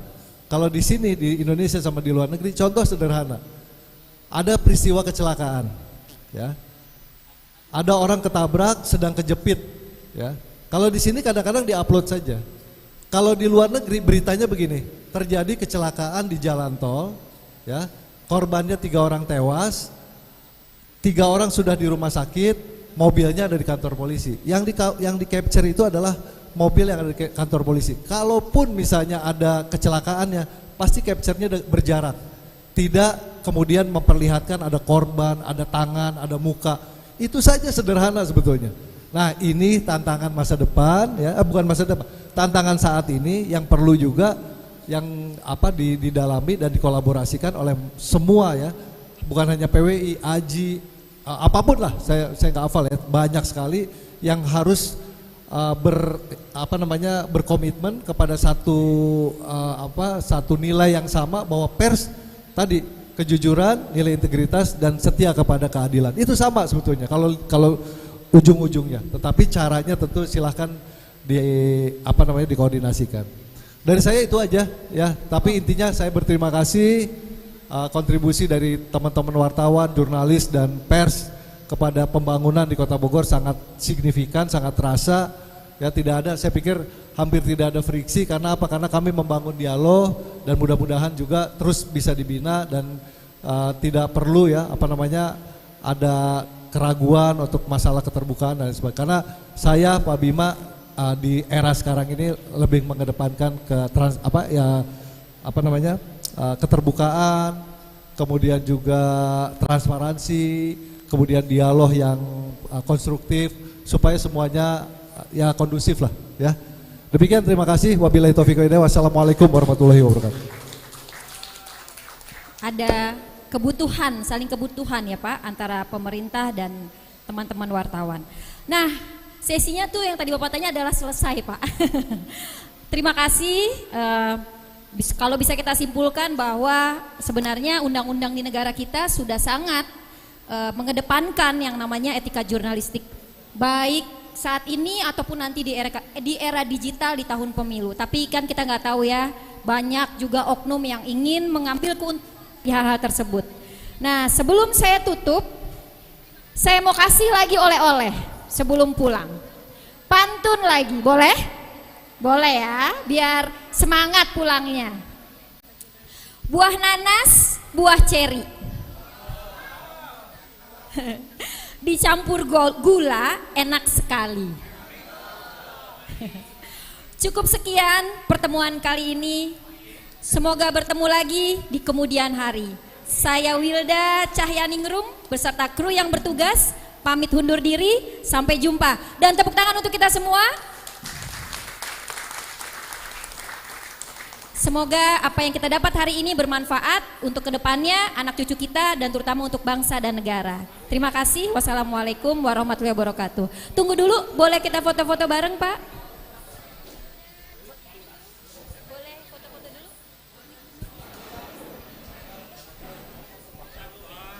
Biar rame, saya biar rame aja, nggak dibandingin.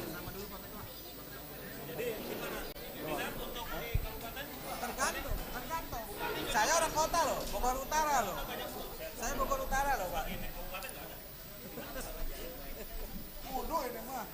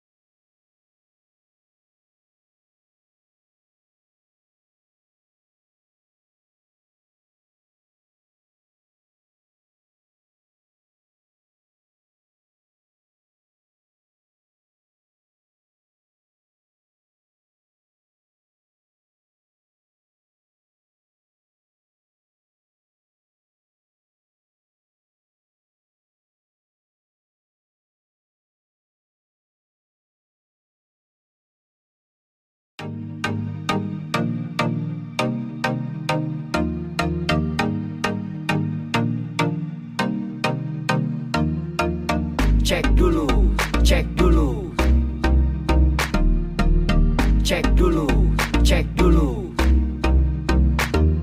Yo, kini saatnya kita harus tambah pintar. Jangan jadi orang yang mudah sebar-sebar, karena belum tentu itu berita benar. Kalau nggak ngerti, ayo belajar. Mulailah curiga jika sudah suruh-suruh. Sebarkanlah, hey, tunggu dulu. Periksalah kalimat, kok banyak tanda seru. Banyak huruf besar, mata gue jadi ngilu. Coba dicari beritanya dulu. Mendingan begitu daripada keliru. Apa untungnya sebar kabar palsu, daripada nanti kamu yang malu. Cek dulu, daripada nanti kamu yang malu. Cek dulu, siapa tahu hoax. Yup. Hello,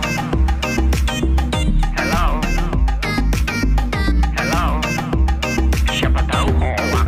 Yup. Hello,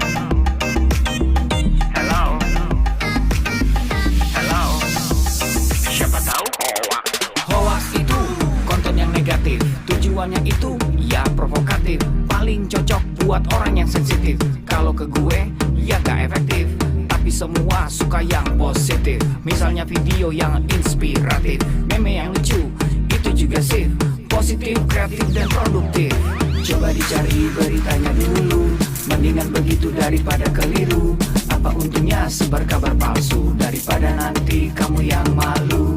Cek dulu, daripada nanti kamu yang malu. Cek dulu, siapa tahu hoax. Yup. Hello,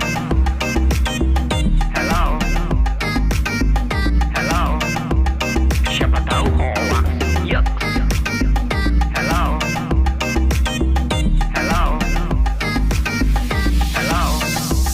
siapa tahu hoax.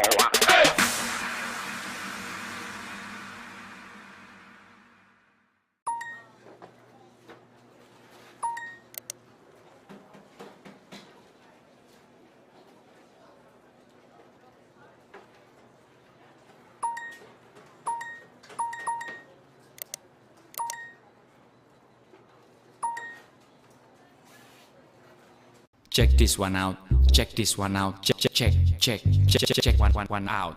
Ku punya teman namanya Abud, orangnya lucu kayak badut. Oleh teman-teman dia disebut si tembem dan gendut. Tembem gendut, tembem dan gendut.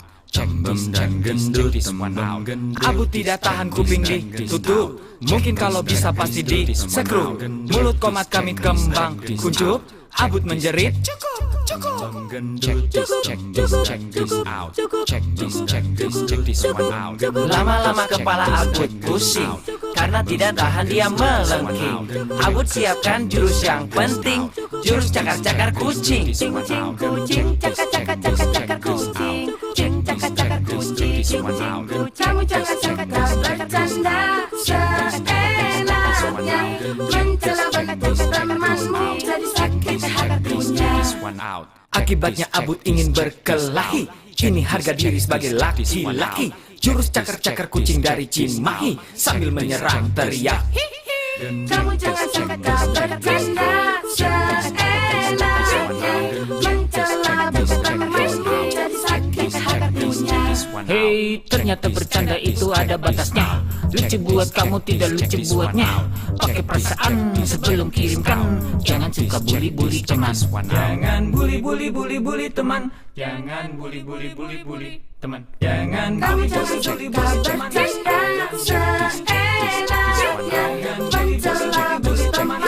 Jadi sakit hatinya.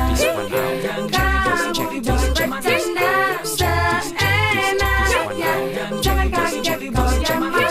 Tanggung akibatnya. Tanggung akibatnya. Tanggung akibatnya.